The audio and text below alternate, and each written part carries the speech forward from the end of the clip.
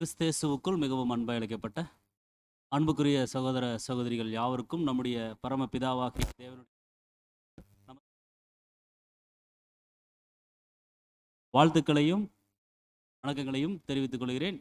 தேவனுடைய பெரிதான கிருபையினால் இந்த ஒரு நாளிலும் அவருடைய பரிசுத்தமுள்ள சமூகத்தில் நாம் ஒன்றிணைந்து தேவனுடைய மகா பரிசுத்தமான வார்த்தைகளை நாம் தியானிப்பதற்கும் இப்படிப்பட்ட நல்ல தருணத்திற்கு நன்றிகளையும் நாம் இந்த ஒரு நாளிலும் நாம் ஒவ்வொரு வாரமும் தியானித்து வருகிறதான எபிரேயருக்கு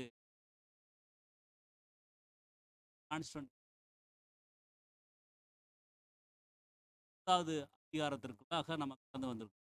முக்கியமான சகோதரர், கடந்த வாரத்தில் நம்ம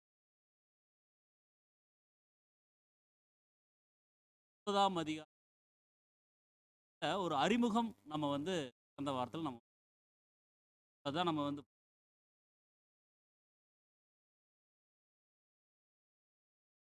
அந்த ஒரு வழிகள் ஆசரிப்பு நிழல்கள்ல எப்படிப்பட்ட ஒரு காரியங்கள் இருந்துச்சு, அது பரலோகத்தில் இருக்கக்கூடியவர்களுடைய சாயலுக்கும் நிழலுக்கும் அது ஒத்திருக்குது அப்படிங்கிறத நம்ம பார்த்தோம். அந்த 9ஆம் அதிகாரத்தை நம்ம கவனிக்கும் பொழுது 10ஆம் அதிகாரத்தில் இருக்கக்கூடிய 35, 36 வசனங்கள் காணிச்சோம். நம்ம இந்த 2 அதிகாரங்களினுடைய கருத்து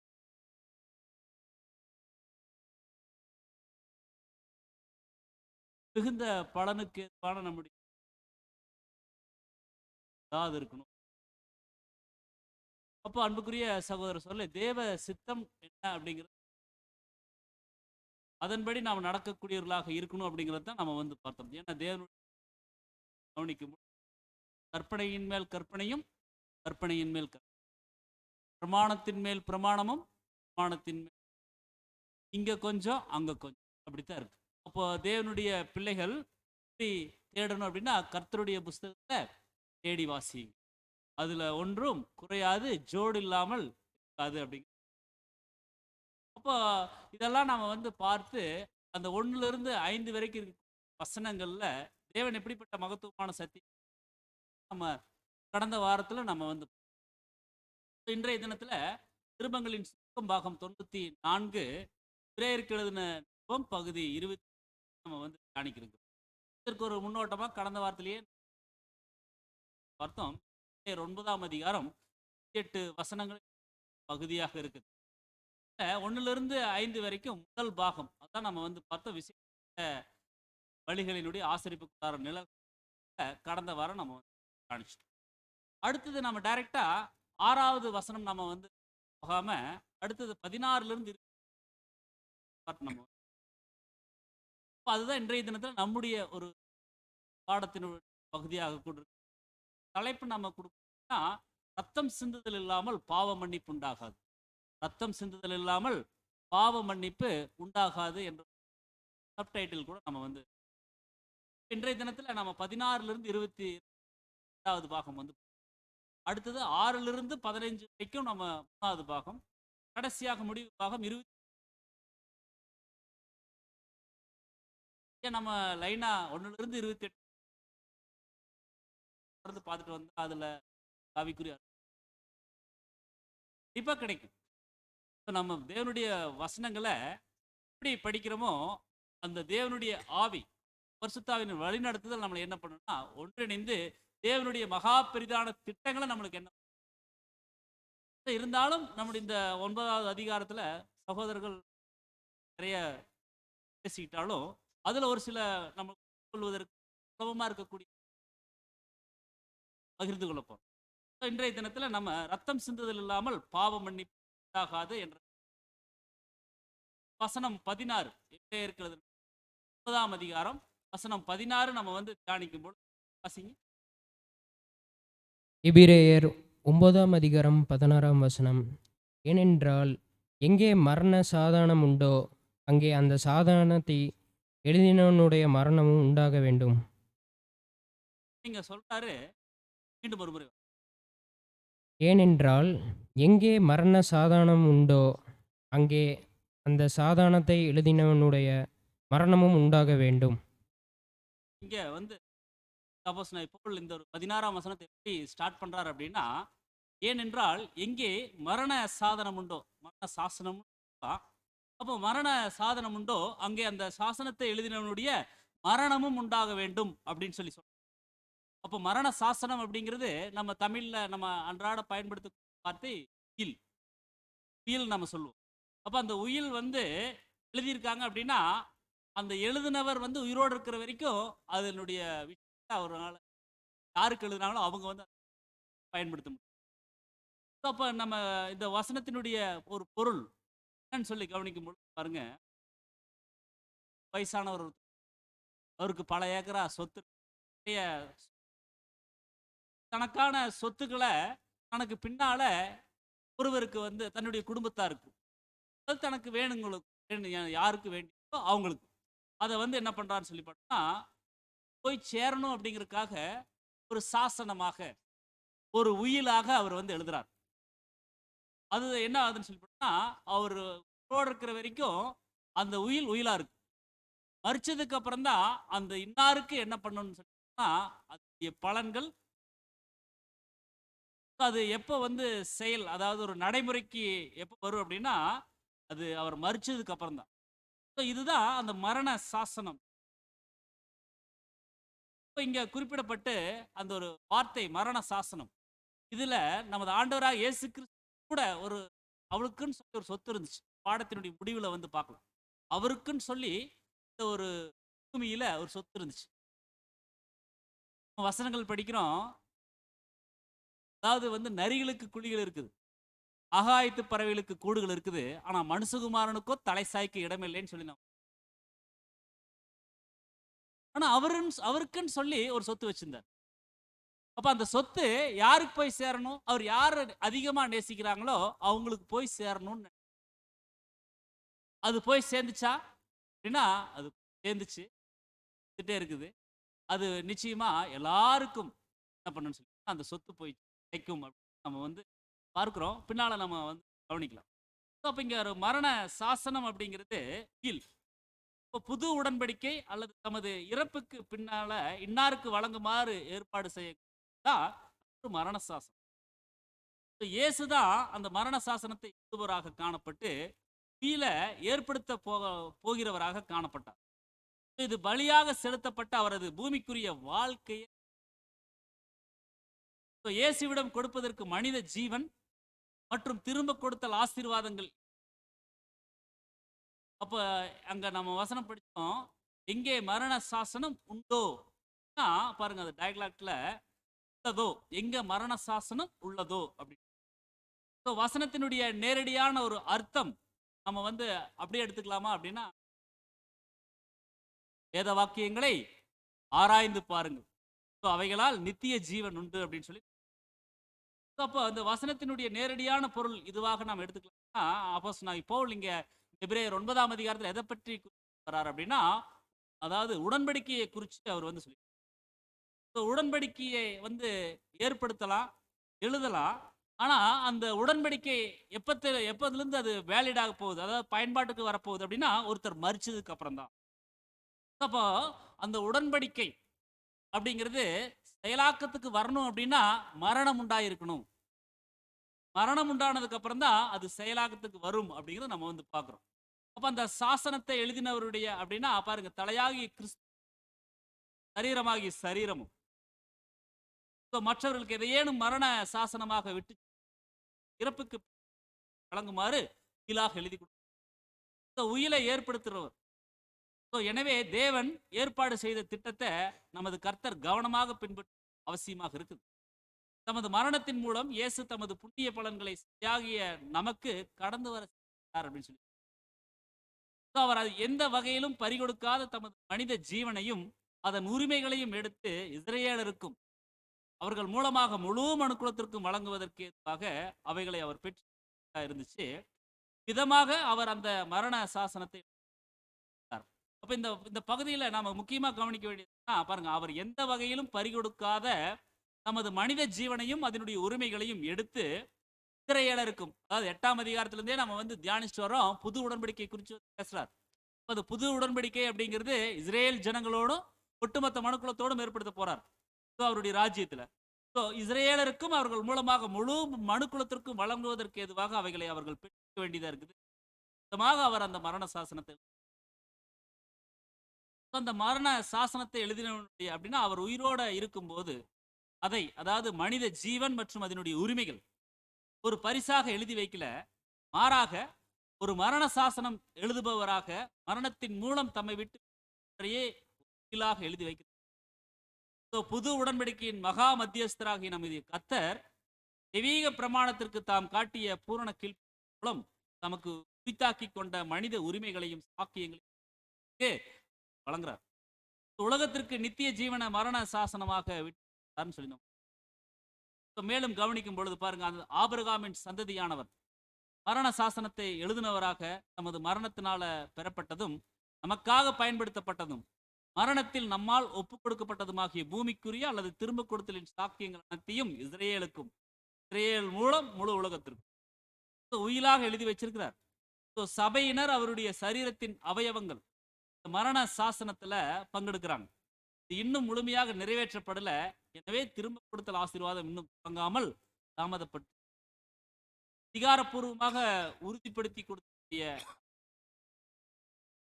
மேலும் இங்க மரணம் அப்படிங்கிறது மோசேயின் விஷயத்துல மரண சாசனத்தை எழுதுபவருடைய மரணம் காளை மற்றும் வெள்ளாட்டுக்கடாவின் மரணத்தினால் அடையாளப்படுத்தப்பட்டது. நல்லா கவனிச்சுக்கலாங்க. அந்த நியாயப்பிரமாண உடன்படிக்கை குறிச்செல்லாம் வந்து பேசுறாரு. அப்போ மோசேயினுடைய விஷயங்களை கவனிக்கும் பொழுது அந்த முதலாவது உடன்படிக்கை மரண சாசனத்தை எழுதுபவருடைய மரணம் காளை மற்றும் வெள்ளாட்டுக்கடாவை தான் வழி செலுத்தினாங்க ஏற்பட்ட காலங்களில். மரணத்தினால் அடையாளப்படுத்தப்பட்டுருச்சு. நிஜமான மோசையின் விஷயத்தில் அப்படின்னா நிஜமான மோசை இங்க யாரு? அப்போஸ்தலனாகிய பவுல் சொல்றாரு இல்லைங்களா? அப்ப நிஜமான மோசை யாருன்னா நமது ஆண்டவராகிய இயேசு கிறிஸ்து. நிஜமான மோசையினுடைய விஷயத்துல அது நமது கர்த்தருடைய மற்றும் சபையின் பலியினால காண்பிக்கப்பட்டு காளை வெள்ளாட்டுக்கடா. உங்களுக்கு தெரியும், காளை வெள்ளாட்டுக்கடா அப்படிங்கிறது கிறிஸ்துவும் சபையும். அதனால காண்பிக்கப்படுது. மோசே திரளான இஸ்ரேலை விலைக்கு வாங்கி நியாய பிரமாணத்தின் நிபந்தனைகளுக்கு ஒரு சொத்தாக விட்டு சென்றிருக்கிறார். மத்தியஸ்தராக அல்லது மரண சாசனத்தை எழுதுபவராக மனுக்குலத்திற்கு புது உடன்படிக்கை வாயிலான மன்னிப்பையும் மறு சீரமைப்பையும் சொத்தாக விட்டு மறிக்க வேண்டி இருந்துச்சு. மரணத்தினால தாம் பிரிய போவதை உயிர் வழியாக. மேலும் அந்த மரணம் அப்படிங்கிறது பாருங்க, இயேசு ஒரு மனுஷனாக இருந்த வரையில அவருக்கும் மனித ஜீவன் அங்க தேவைப்பட்டுச்சு. அதே சமயம் பிதாவின் சித்தத்திற்கு கீழ்ப்படிஞ்சு கொடுத்த போதோ அவர் தமது மனித ஜீவனையும் அங்க ஒப்பு. நமது கர்த்தர் நமது ஜீவனை கொடுத்த நாமும் மரண சாசனத்தை எழுதுபவர்களாக மாறி நம் ஜீவனை கையளிக்கும்படிக்கு நம்மையும் அழைச்சிருக்கிறார். பாருங்க, நம்முடைய ஜீவனையும் பூமிக்குரிய ஸ்லாக்கியங்களையும் கையளிப்பதற்காகத்தான் நம்மளை அழைச்சிருக்கிறார். சாதாரணமா அழைக்கல. அப்ப சின்ன சின்ன விஷயங்களை நம்ம என்ன பண்ணிட்டோம்னா இந்த அழைப்புல தூக்கி விட்டு நம்ம என்ன பண்ணிட்டோம்னா உங்களுக்கு கிடைத்த இரக்கத்தினால நீங்க சொல்றார். ரோமருக்கு சொல்றாரு, கிடைத்த இரக்கத்தினால நீங்க இரக்கம் பெற.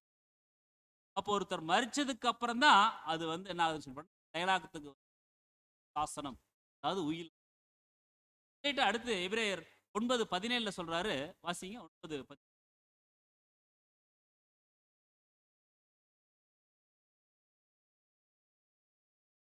எபிரேயர் 9:17 எப்படி என்றால், மரணம் உண்டான பின்பே மரண சாதனம் உறுதிப்படும். அதை எழுதினவன் உயிரோடு இருக்கையில் அதற்கு பலன் இல்லையே. நம்ம இன்ன வரைக்கும் பார்த்துட்ட அதே ஒரு பகுதி தான், அதே ஒரு விளக்கங்கள் தான், சொல்றாரு. எப்படி எனில் மரணம் உண்டானதுக்கு அப்புறம் தான் அந்த மரண சாசனம் அப்படிங்கிறது உறுதிப்படும். உயிரோடு இருக்கிற வரைக்கும் அது வெறும் பேப்பர் தான், எழுதி வச்சிருக்காரு, அவ்வளவுதான். அதை உயிரை வச்சு ஏதாவது செய்ய முடியுமா? நம்ம ஒண்ணுமே பண்ண முடியாது. அதனுடைய பிரதிபலன்களை நம்ம வந்து பெற்றுக்கொள்ள முடியுமா? முடியாது. இங்க வந்து மறுபடியும் 6ஆம் வசனத்தினுடைய விளக்கத்தை தான் இன்னும் கொஞ்சம் டீட்டெயிலாக சொல்றாரு. எப்படின்னா, மரணம் உண்டானதுக்கு அப்புறம் தான் மரண சாசனம் உறுதிப்படும். அதை எழுதினவன் உயிரோடு இருக்கையில் அதுக்கு பலன் இல்லை. எழுதினவங்க உயிரோடு இருக்கிறது போது அதுக்கு பலன் இல்லை என்று மேலும் இது ஒரு மற்றொரு மொழிபெயர்ப்பில் பார்க்கும்பொழுது பாருங்க, எழுதியவர் உயிரோடு இருக்கும் வரை அது நடைமுறைக்கு அவர் இறந்த பின்பே அது நடைமுறைக்கு வரும். அப்படி மேலும் அங்க திருவிழியத்துல இப்ப கவனிக்கும் பொழுது பாருங்க, சாவுக்கு பின்னரே விருப்ப ஆவணம் உறுதி பெறும். அதை எழுதியவர் உயிரோடு இருக்கும் வரை அது செல்லுபடியாகாது. ஒரு ஒரு ஆவணம் அப்படிங்கிறது அந்த சாசனம். அது வந்து சாவுக்கு இறந்ததுக்கு அப்புறம் தான் அந்த விருப்ப ஆவணம், அதாவது அந்த உயில் வந்து என்ன ஆகுன்னா உறுதி பெறும். அதை எழுதியவர் உயிரோடு இருக்கும் வரை அது செல்லுபடியாகாது.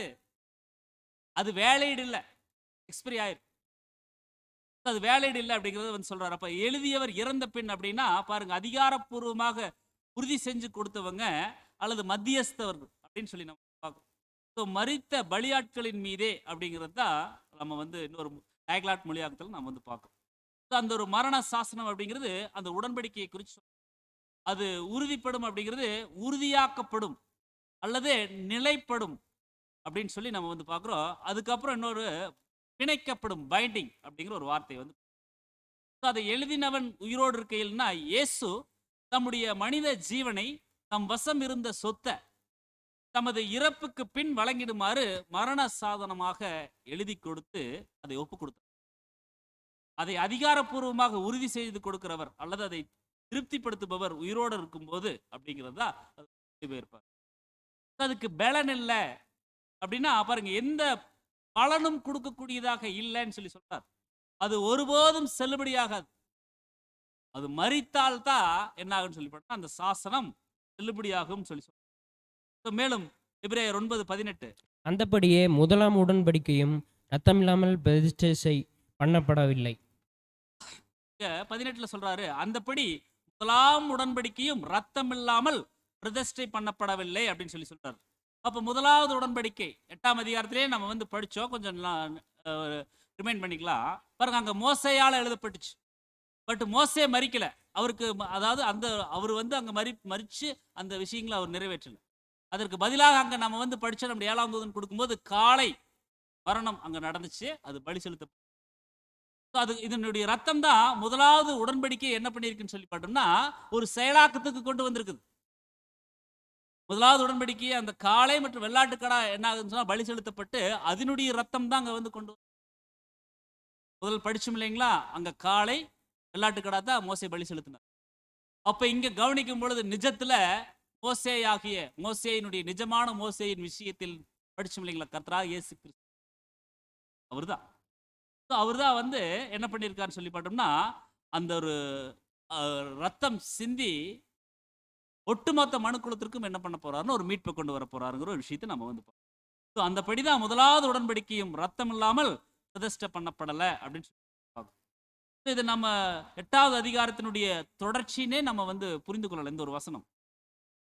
அப்போ அந்த 8வது அதிகாரத்தினுடைய தொடர்ச்சி அப்படிங்கிறத நம்ம புரிந்து கொண்டும் பொழுது இதனுடைய விஷயங்கள் நம்மளால என்ன பண்ண முடியும்னு சொல்லி பார்த்தோம்னா உணர்ந்து கொள்ள முடியும்.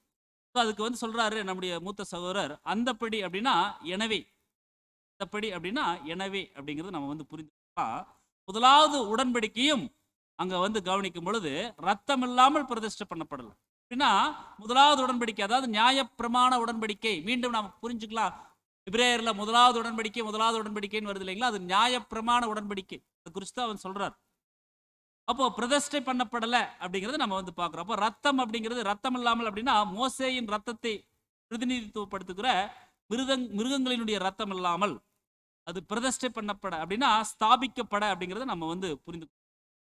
அப்போ இதுல பழைய ஏற்பாட்டினுடைய விஷயங்களை நம்ம கொஞ்சம் கவனிச்சோம்னா இங்க அப்போஸ்தலனாகிய பவுல் என்ன சொல்றார், இதனுடைய நிழல் நிஜத்துல என்ன நம்மளுக்கு சொல்றாரு, நிழல்ல பழைய ஏற்பாட்டில் என்ன குறிப்பிட்டிருக்காரு அப்படிங்கிறத நம்ம வந்து புரிந்து கொள்ளலாம். வாசிக்கலாம். யாத்திராகம புஸ்தகம் 24ஆம் அதிகாரம் வசனம் 4 வாசி.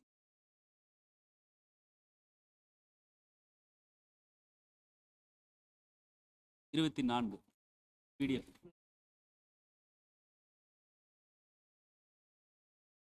24:4 பிடிஎஃப் அனுப்பு.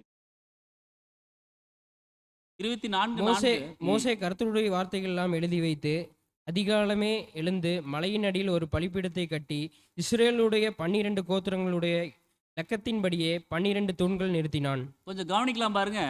பழைய ஏற்பாட்டு கால விஷயத்தை அங்க வந்து சொல்றார். யாத்திராகமம் 24:4 மோசே கர்த்தருடைய வார்த்தைகளை எல்லாம் எழுதி வச்சு அதிகாலமே எழுந்து மலையின் அடியில் ஒரு பலிபீடத்தை கட்டி இஸ்ரேலுடைய 12 கோத்திரங்களுடைய லக்கத்தின்படியே 12 தூண்களை நிறுத்துறாரு. கவனிச்சு சொல்லாங்க. இஸ்ரேல் புத்திரரின் வாலிபரை அனுப்பினான். அவர்கள் சர்வாங்க தகன பலிகளை செலுத்தி கர்த்தருக்கு சமாதான பலிகளை காளைகளை பலியிடுறாங்கன்னு சொல்லி நம்ம வந்து பார்க்கிறோம். அதாவது சர்வாங்க தகன பலிகளை செலுத்தி கர்த்தருக்கு சமாதான பலிகளாக காளைகளை அவங்க வந்து என்ன பண்றான்னு சொல்லி பார்த்தா பலியிடுறாங்க. 6ஆம் வசனத்துல, அப்பொழுது மோசே அந்த ரத்தத்தில் பாதி எடுத்து பாத்திரங்களில் வார்த்து பாதி ரத்தத்தை பலிபீடங்களின் மேல் தெளிச்சு. நல்லா கவனிச்சுக்கலாம் பாருங்க. இப்பதான் மெயினான ஒரு விஷயம் சொல்றாரு. அப்பொழுது மோசே என்ன பண்றாரு, அந்த ரத்தத்துல பாதி எடுக்கிறார். அதையே பாத்திரத்துல வார்த்து பாதி ரத்தத்தை பலிபீடத்தின் மேல் தெளிக்கிறார். அப்ப 2 பாத்திரம் எடுக்கிறார். இப்போ பாருங்க, பலிகளாக கொண்டு பலியிடுறாங்க காலையில. அப்புறம் மோசே அந்த ரத்தத்துல பாதி பிடிக்கிறார். அந்த பாத்திரத்துல பிடிச்சிட்டு பாதி எடுத்துறாரு. பாத்திரத்துல அந்த ரத்தத்தை பிடிச்சிடுறாரு. அப்போ இன்னொரு பாத்திரத்துல பாதி எடுக்கிறார். பார்த்து பாதி ரத்தத்தை பலிபீடத்தின் மேல அவர் வந்து தெளிக்கிறார். தெளிச்சு என்ன பண்றாரு? 7ஆம் வசனத்துல வாசிங்க. 7. உடன்படிக்கையின் புஸ்தகத்தை எடுத்து ஜனங்கள் காது கேட்க வாசித்தான். அவர்கள் கர்த்தர் சொன்னபடியெல்லாம் செய்து கீழ்ப்படிந்து நடப்போம் என்றார்கள். இங்க சொல்றாரு பாருங்க, உடன்படிக்கையின் புஸ்தகத்தை எடுத்து ஜனங்களின் காது கேட்க வாசித்தான். அவர்கள் கர்த்தர் சொன்னபடியெல்லாம் செஞ்சு கீழ்ப்படிந்து நடப்போம் என்றார்கள். என்ன சொல்லிக்கிறாங்க? அந்த உடன்படிக்கையின் ரத்தத்தை எடுத்து ஜனங்களினுடைய காது கேட்க புஸ்தகத்தை எடுத்து காது கேட்க வாசிச்சு கர்த்தர் சொன்னபடியெல்லாம் செஞ்சு கீழ்ப்படிந்து நடப்போம் அப்படின்னு சொல்லி சொல்றாங்க. அப்போ மோசே என்ன சொல்றாருன்னு சொல்லி பார்த்தோம்னா வாசிங்க. அப்போது மோசே ரத்தத்தை எடுத்து ஜனங்கள் மேல் தெளித்து, இந்த வார்த்தைகள் யாவையும் குறித்து கர்த்தர் உங்களோடு பண்ணின உடன்படிக்கையின் ரத்தம் இதுவே என்றான். ஒரு அருமையான ஒரு வசனம் சொல்றார். அப்பொழுது மோசே ரத்தத்தை எடுத்து ஜனங்கள் மேல தெளிச்சு, இந்த வார்த்தைகள் யாவையும் குறித்து கர்த்தர் உங்களோட பண்ணின உடன்படிக்கையின் ரத்தம் இதுவே அப்படின்னு சொல்லி சொல்றார். அப்போ இதுல நம்மளுக்கு என்ன இங்க புரிய வைக்கிறார் அப்படிங்கிறத நம்ம கொஞ்சம் கவனிக்கும் பொழுது நம்மளுக்கு மிகுந்த ஒரு பயனுள்ள ஒரு இருக்கு. இந்த 2 பகுதிகளுக்குடைய விளக்கங்களை நம்ம தொடர்ந்து பின்னால கவனிக்கலாம். இந்த 2 பகுதியில், அதாவது எபிரேயர் 9ஆம் அதிகாரத்துல 19ஆம் வசனம் மற்றும் இப்போ 18 வாசிச்சோம் இல்லைங்களா? அடுத்தது யாத்ராகம் வாசிச்சோம். அடுத்தது அடுத்த வசனம் கூட வாசிச்சிருங்க. எபிரேயர் 9ஆம் அதிகாரம் 19ஆம் வசனம் வாசி. எப்படி என்றால், மோசே நியாயப்பிரமாணத்தின்படி சகல ஜனங்களுக்கும் எல்லா கட்டளைகளையும் சொன்ன பின்பு இளங்காளை, வெள்ளாட்டுக்கடா இவைகளின் இரத்தத்தை தண்ணீரோடும் சிவப்பான ஆட்டுமயிரோடும் ஈசப்போடும் கூட எடுத்து புஸ்தகத்தின் மேலும் ஜனங்கள் எல்லார் மேலும் தெளித்து. கவனிக்கலாம் பாருங்க. எப்படி எனில், மோசே நியாய பிரமாணத்தின்படி சகல ஜனங்களுக்கும் எல்லா கட்டளைகளும் சொன்ன பின்பு, அங்க நம்ம படிச்சோம் இல்லைங்களா? யாத்ராகம் 24 படிச்சோம் இல்லைங்களா? ஜனங்கள் புஸ்தகத்தை எடுத்து ஜனங்கள் காது கேட்க வாசிச்சான். இந்த மாதிரி அதை இங்க ரிமைண்ட் பண்றாரு. எப்படின்னா, மோசே நியாய பிரமாணத்தின்படி சகல ஜனங்களுக்கும் எல்லா கட்டளைகளுக்கும் சொன்னதுக்கு அப்புறம், அதாவது வாசிச்சதுக்கு அப்புறம், காது கேட்க வாசிச்சதுக்கு அப்புறம், இளங்காளை, வெள்ளாட்டுக்கடா இவைகளின் ரத்தத்தை தண்ணீரோட, இளங்காளை, வெள்ளாட்டுக்கடா இவைகளினுடைய ரத்தத்தை தண்ணீரோட, சிவப்பான ஆட்டு மயிரோட, ஈசோப்போட கூட எடுத்து புஸ்தகத்தின் மேலும் ஜனங்கள் எல்லார் மேலையும் தெளிச்சுன்னு சொல்லி நம்ம பார்க்கிறோம். இதே வசனம் இன்னொரு மொழிபெயர்ப்புல பாருங்க, சட்டத்தில் உள்ள எல்லா கட்டளைகளையும் மோசே இஸ்ரேல் மக்களுக்கு அறிவித்தான். அதற்கு பின்பு இவன் இளங்காளைகள், வெள்ளாடுகள் ஆகியவற்றின் இரத்தத்தை தண்ணீரோடும் கலந்து அதை அந்த புஸ்தக சுருள் மேலும் எல்லா மக்களின் மேலும் சிவப்பு கம்பளத்தின் துணியினாலும் ஈசோப்பு செடியினாலும் தெளித்தான். இங்க பாருங்க, அது கொஞ்சம் இளங்காளை, அவன் வந்து இளங்காளைகள், வெள்ளாட்டு கடாக்கள். அதுல நம்ம வந்து பார்த்தோம், இளங்காளை, வெள்ளாட்டு கடா இங்க பண்மையில் இருக்கு. இன்னொரு மொழிபெயர்ப்பில் நம்ம கவனிக்கும் பொழுது பண்மையில் இருக்கு. இளங்காளைகள், வெள்ளாடுகள், அதனுடைய ரத்தத்தை தண்ணீருடன் கலந்து அதை வந்து அந்த புஸ்தக சுருளின் மேலும் எல்லா மக்களின் மேலும் சிவப்பு கம்பளி துணியினாலும், சிவப்பான ஆட்டு மயிரை இங்க சிவப்பு கம்பளி துணியினாலும் ஈசோப்பு செடியினாலும் அங்க வந்து தெளிச்சார் அப்படிங்கிறத பார்க்குறோம்.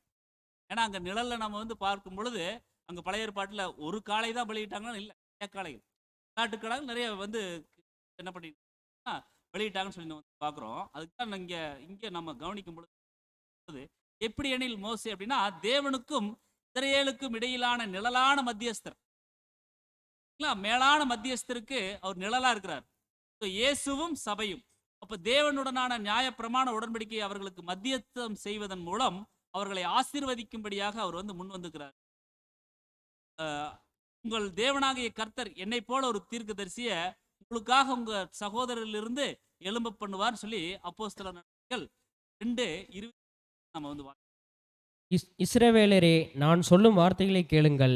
நீங்கள் அறிந்திருக்கிறபடி நசரேயனாகிய இயேசுவை தேவன் உங்களுக்குள்ளே பலத்த செய்களையும் அற்புதங்களையும் அடையாளங்களையும் நடப்பித்து அவைகளினால் அவரை உங்களுக்கு வெளிப்படுத்தினார். இங்க சொல்றாரு பாருங்க, நசரேயனாகிய இயேசுவை தேவன் உங்களுக்குள்ள பலத்த செய்களையும் அற்புதங்களையும் அடையாளங்களையும் நடப்பித்து அவைகளினால, அந்த அடையாள அற்புதங்களினால அவைகளினால அவரை உங்களுக்கு வெளிப்படுத்தியிருக்கான்னு சொல்லி சொல்றாரு. நியாயப்பிரமாணம் அப்படிங்கிறது நியாயப்பிரமாண உடன்படிக்கை. அப்போ புது உடன்படிக்கைக்கு ஒரு நிழலா இருக்குது. அது இஸ்ரேல் ஜனங்கள் கூட பண்ணார் இல்லைங்களா, நியாயப்பிரமாண உடன்படிக்கை. அப்போ இது ராஜ்யத்துல புது உடன்படிக்கை, இஸ்ரேல் ஜனங்கள் பின்பு கூட பண்ண போற ஒரு நிழல். அந்த கட்டளை அப்படிங்கிறது கட்டளைகள் கற்பனைகளாக இருக்குது பார்க்குறோம். இப்போ இளம் காளைகள் அப்படிங்கிறது இயேசுவுக்கு ஒரு நிழல். வெள்ளாட்டு கடா அல்லது வெள்ளாடுகள் அப்படிங்கிறது சபைக்கு ஒரு நிழலா இருக்கு. நியாயப்பிரமாண உடன்படிக்கை தொடங்கின போது ரத்தத்தினால் தெளிக்கப்பட வேண்டிய இஸ்ரேல் ஜனங்கள் பெருந்திரளாக காணப்பட்ட காரணத்தினால ஒவ்வொரு வகையிலும் ஒன்றுக்கும் மேற்பட்ட விலங்குகள் அங்க அவசியமா தேவைப்பட்டிருக்கு பார்க்குறோம். அப்ப அந்த ரத்தம் அப்படிங்கிறது உடன்படிக்கையின் ரத்தம் இதுவே அப்படின்னு சொல்லி படுத்துங்களா. அப்போ அது வந்து ஒரு உறுதிப்படுத்தக்கூடிய ஒரு விஷயமாக இருக்குது. அப்போ உறுதிப்படுத்த முடியும் ரத்தம். அது உடன்படிக்கையும் ரத்தத்தினால உறுதிப்படுத்தப்பட வேண்டும்.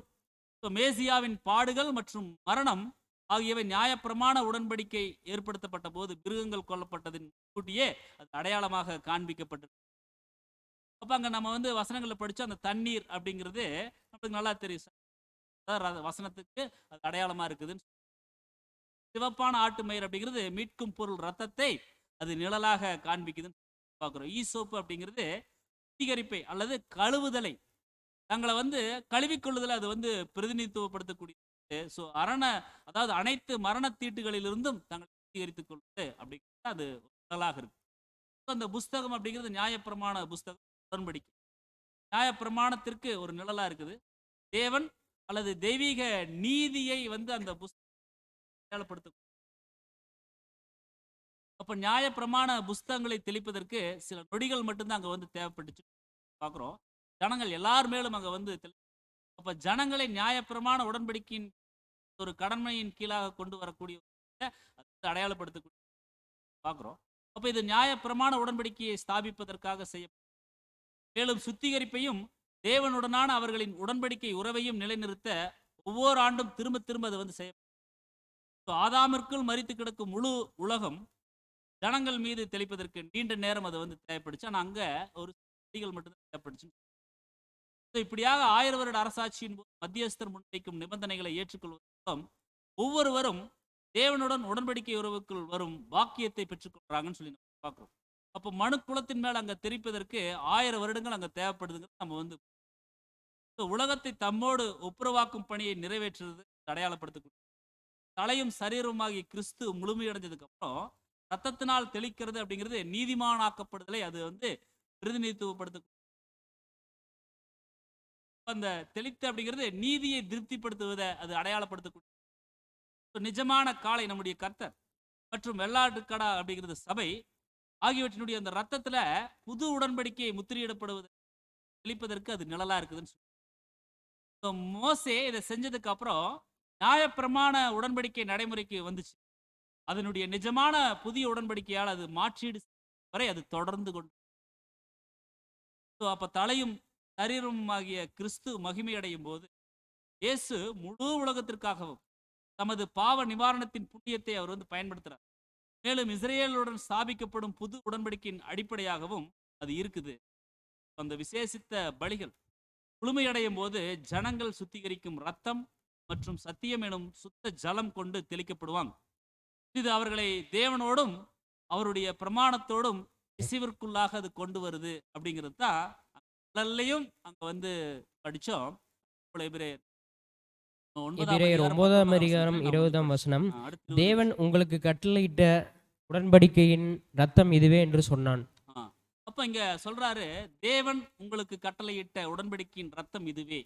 அப்போ அங்க எபிரே யாத்திராகமம் 24:8 வந்து படிச்சோம் இல்லைங்களா? உடன்படிக்கையின் ரத்தம் இதுவேன்னு சொல்லி அதே ஒரு வசனம் தான் இங்க மறுபடியும் கோட் பண்றார். அப்ப தேவன் உங்களுக்கு கட்டளையிட்ட உடன்படிக்கையின் ரத்தம் இதுவே என்றார் அப்படின்றாரு. இதே திருவிவிலியத்துல தெளிக்கும் தெளிக்கும்போது கடவுள் உங்களோடு செய்துள்ள உடன்படிக்கை இரத்தம் இதோ. அதாவது தெளிக்கும் போது கடவுள் உங்களோடு செய்துள்ள உடன்படிக்கை ரத்தம் இதோ அப்படின்னு. அப்போ உங்களுக்கு கட்டளையிட்ட அப்படின்னா பாருங்க, இதன் மூலம் நீங்களும் தேவனும் உடன்படிக்கையில நீங்க என்ன பண்றீங்கன்னா இணைக்கப்படுறீங்க அப்படின்னா, உங்களுக்கு கட்டளையிட்டுன்னா உங்க கூட உடன்படிக்கை தேவன் கூட, தேவன் உங்களோட உங்களுக்கு விதிக்கப்பட்ட அப்படிங்கிறது அதனுடைய பொருளாக இருக்குது பார்க்குறோம். அப்ப அந்த உடன்படிக்கை அப்படின்னா உடன்படிக்கையினுடைய நிஜமான காளை மற்றும் வெள்ளாட்டுக்கடா ஆகிய ரெண்டும் சேர்ந்தது. அது அந்த புது உடன்படிக்கை அது முத்திரை. அப்ப அந்த ரத்தம் அப்படிங்கிறது கையளிக்கப்பட்ட ஒரு ஜீவனுடைய மதிப்பை அது அடையாளப்படுத்தக்கூடிய இந்த உடன்படிக்கையை உறுதிப்படுத்துவருடைய மரணத்திற்கான சான்றா இருக்குது அந்த ரத்தம். எவிடன்ஸ் அதுதான். அதான் நான் வந்து பார்த்தோம், அந்த ரத்தம் வந்து உடன்படிக்கையினுடைய சாராம்சமாக இருக்குன்னு சொல்லி. அப்போ பாவ மன்னிப்பு இல்லாமல், அதாவது ரத்தம் சிந்துதல் இல்லாமல் பாவ மன்னிப்பு உண்டாகாதுன்னு சொல்லி. அப்போ நம்ம கவனிச்சோம் இல்லைங்களா? அந்த எபிரேயர் 30ஆம் அதிகாரம் 19ஆம் வசனமும் சரி, 20ஆம் வசனமும் சரி, அதே போல யாத்திராகமத்துல நம்ம வந்து பார்த்துட்ட 24ஆம் அதிகாரத்துல பார்த்துட்ட அந்த ஒரு பகுதிகளையும் இங்க ஒரு கம்பேரிசன் பண்ணும்போது பாருங்க, எபிரேயர்ல ரத்தத்தை முதல்ல தண்ணீரோட கலக்கணும். இரண்டாவது சிவப்பான ஆட்டு மயிர் கொண்டு, மூணாவது ஈசோப்பு தண்டு, இதோட ஒரு மிக்ஸ் பண்ணி கலந்து என்ன பண்றாங்கன்னு சொல்லி பாருன்னா உடன்படிக்கையின் மேல அப்படின்னா புஸ்தகத்தின் மேல தெளிக்கிறாங்க. ஆனா யாத்ராகமத்துல நம்ம வந்து படிச்சோம், அங்க வந்து எதுவும் சொல்லப்படலை, வெறுமனே ரத்தத்தை எடுத்து தெளிச்சு அப்படிங்கறத நம்ம வந்து படிச்சோம். அப்ப அங்க புஸ்தகத்தை பத்தி ஏதாவது சொல்லப்பட்டுருச்சு அப்படின்னா அதை குறிச்சும் அங்க எதுவுமே குறிப்பிடப்படும். அப்ப இங்க அப்போஸ்தலனாகிய பவுல் எழுதிட்ட அல்லது சொல்லிட்ட விஷயங்கள் சரியா, அல்லது பழைய ஏற்பாட்டுல யாத்ராகமம் புஸ்தகத்துல நம்ம வந்து பார்த்துட்ட காரியங்கள் சரியா அப்படின்னு சொல்லி பார்க்கும் பொழுது ரெண்டுமே சரிதான். ஏன்னா நம்முடைய புஸ்தகத்துல பரிசுத்த வேதாகமத்துல ஒரு முறை வந்து அது வசனமாக, வார்த்தைகளாக, கற்பனைகளாக கொடுக்கப்பட்டுருச்சு அப்படின்னா அது தேவன் அங்கீகரிச்சிட்டார்னு அர்த்தம். அதை வந்து கூட்டவும் முடியாது, குறைக்கவும் முடியாது. அது மனிதருக்கு அதிகாரம் இல்லை. அப்படியாக இங்க நம்ம யாத்திராகமம் புஸ்தகத்திலையும் வந்து படிக்கிறோம். அதே போல எபிரேயர் புஸ்தகத்தில் நம்ம வந்து 9ஆம் அதிகாரத்தில் நம்ம வந்து படிக்கிறோம் அப்படின்னா இதுல ஞான கருத்துகள் இருக்குது. என்ன இருக்குங்க? இதுல ஞான கருத்துகள் இருக்குதுங்கிறத நம்ம வந்து புரிந்து கொள்ளணும். அப்ப ரெண்டுமே சரிதான். இப்ப யாத்திராகமம் புஸ்தகத்துல கொஞ்சம் தெளிவா இல்லை. அதே இங்க அப்போஸ்தலனாகிய பவுல் எபிரேயர் 9ஆம் அதிகாரத்துல மிக தெளிவா அங்க வந்து குறிப்பிடுறார். நம்முடைய 7ஆம் தூதன் நம்ம வந்து கவனிச்சிட்டோம். நமக்கு நல்லா தெரியும், அப்போஸ்தலனாகிய பவுல் ஒரு சாதாரணமான ஒரு மனிதரா அப்படின்னா இல்ல, சாதாரணமான ஒருத்தரா அப்படின்னா இல்ல. அவர் நன்கு படித்தவர், ஒரு நல்ல ஞானி, அவருக்கு நல்ல டேலண்ட் இருந்து பன்முக திறமையாளராக அவர் வந்து இருந்திருக்கிறார். அவர் வந்து தன்னை வந்து எப்படி படிச்சார், எங்க படிச்சார், யார்கிட்ட படிச்சாருன்னா கமாலியல் அப்படிங்கிற ஒரு கமாலியல் அப்படிங்கிற அவர் சாதாரண ஆளா அப்படின்னா அவர் சாதாரண ஆள் இல்லை. அவர் நியாய பிரமாணத்துல அவர் தேர்னவர், அவர் நன்கு கற்றறிந்தவர். அவர் பாதத்தில் உட்கார்ந்து இவர் வந்து படிச்சிருக்காருன்னா அவருடைய ஸ்டூடெண்ட்னா எப்படி இருக்கும்? ரொம்ப நல்ல ஸ்காலராக இங்க இருந்திருக்கு. நியாய பிரமாணம் கமாலியலும் அப்படித்தான் இருந்திருக்கு. அதனால அவர் வந்து ஒரு டீச்சரா இருக்கு. அப்போ அவர் கிட்ட இருந்து கற்றுக்கொண்டிருக்காருன்னா அப்போஸ்தலனாகிய பவுல் நிச்சயமா அவர் வந்து தவறா எழுதியிருக்க வாய்ப்பு இல்லை. விட அதிகமா தேவனுடைய வழிநடத்துதலாக இவர் வந்து. அப்ப இங்க ரத்தம் தெளித்தல் அப்படிங்கிறது கால பலி செலுத்தின உடனேயே அடுத்ததான் அந்த ரத்தத்தை எடுத்து தெளிக்கிறாங்களா? அப்படி இல்லை, அப்படி தெளிக்க முடியாது. அதாவது கால பலி செலுத்துறாங்க, உடனே அந்த ரத்தத்தை எடுத்து தெளிக்க முடியுமானா முடியாது. காரணம் என்னன்னு சொல்லி பாருங்க, ஒரு உயிரில் இருந்து, அதாவது நரம்புல இருந்து ரத்தம் வெளியேறினதுக்கு அப்புறம் கொஞ்ச நேரத்துல அந்த பிளட் என்ன ஆகுன்னு சொல்லி பார்த்தா கிளாட் ஆயிரும். கொஞ்ச நேரத்துல அந்த பிளட் வந்து என்ன ஆகுன்னு சொல்லி பார்த்தா உறைஞ்சிரும். அதாவது மினிமம் குறிப்பிட்ட அந்த நேரங்கள்ல அந்த ரத்தம் வந்து உறைஞ்சிரும். அதுக்கு தான் எபிரேயர்ல சொல்லப்பட்ட படிச்ச அந்த பகுதியில நம்ம வந்து கவனிக்கும் பொழுது அந்த ரத்தம் வந்த உடனே அது தண்ணீர்ல கலக்கணும். ஏன்னா உடனே அது கிளாட் ஆயிரும். அப்ப தண்ணீர்ல கலக்கணும்.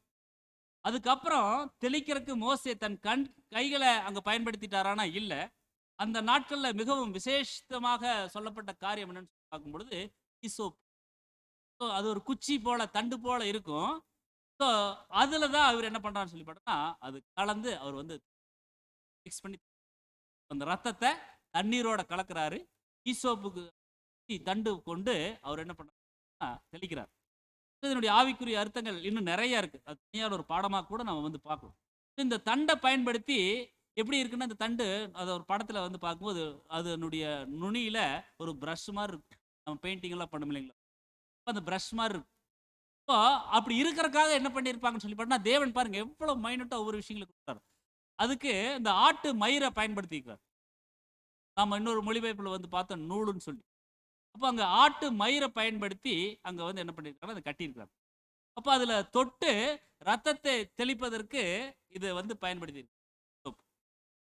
மேலும் நம்ம கவனிக்கும் பொழுது பாருங்க, இந்த தோராவுல இந்த விசேஷித்த காரியங்கள் அங்க விளக்கமாக குறிப்பிடப்பட்டிருக்குமான்னா இருக்காது. தோராவுல காரியங்கள் வந்து விளக்கமா இருக்காது. அதனால தான் அப்போஸ்தலனாகிய பவுல் அங்க வந்து ரொம்ப தெளிவா இந்த 9வது அதிகாரத்துல 19 மற்றும் 20 19ல மெயினா வந்து என்ன பண்ணிட்டு இருக்காருன்னா, ரொம்ப விளக்கி அவர் வந்து விரிவா அவர் வந்து எழுதுறார். அப்ப இதுல நம்ம நன்கு கவனிக்கக்கூடிய ஒரு பகுதி என்னன்னு சொல்லி பார்த்தோம்னா, ரத்தம் தெளிக்கப்படாம உடன்படிக்கை ஆக்டிவேட் ஆகாது. ரத்தம் தெளிக்கப்படாம உடன்படிக்கை நடைமுறைக்கு வராது. அது செல்லுபடி ஆகாதுங்கிறத நம்ம நல்லா வந்து புரிந்து கொள்ளலாம். ஸோ ரத்தம் அப்படிங்கிறது பொதுவா நம்மளுக்கு எதை அடையாளப்படுத்தக்கூடியதா இருக்குதுன்னா, அது ஜீவனை அடையாளப்படுத்தக்கூடியதா இருக்குது. ஸோ ரத்தம் சிந்துதல் ஒரு மரணத்தை அது குறிக்கக்கூடியதா இருக்குது. அப்ப அதன் மூலம் ஒரு ஜீவன் வந்து கிடைக்கக்கூடியதாக இருக்குதுன்னு சொல்லி நம்ம பார்க்கிறோம். அப்போ உடன்படிக்கை செயலாக்கம் வந்து இந்த ரத்தம் சிந்துதல் மூலியமாக அது வந்து பெற்றுக்கொள்ளக்கூடியதா இருக்குது. இதே தான் புதிய உடன்படிக்கைக்கும் அங்க நாம வந்து என்ன பண்ண போறோம்னா, அங்க பயன்படுத்துறார் தேவன் அப்படிங்கிறது. இந்த புதிய உடன்படிக்கை ஆக்டிவேட் ஆகணும் அப்படின்னா, பயன்பாட்டுக்கு வரணும் அப்படின்னா, இங்க மரணம் உண்டாகணும். இதை பற்றி தான் அப்போஸ்தலனாகிய பவுல் என்ன சொல்லிட்டார்ன்னு சொல்லி பார்த்தா, அந்த 20ஆம் வசனத்திலேயே மீண்டும் நம்ம வந்து வாசிக்கும் பொழுது 20 வாசிங்க.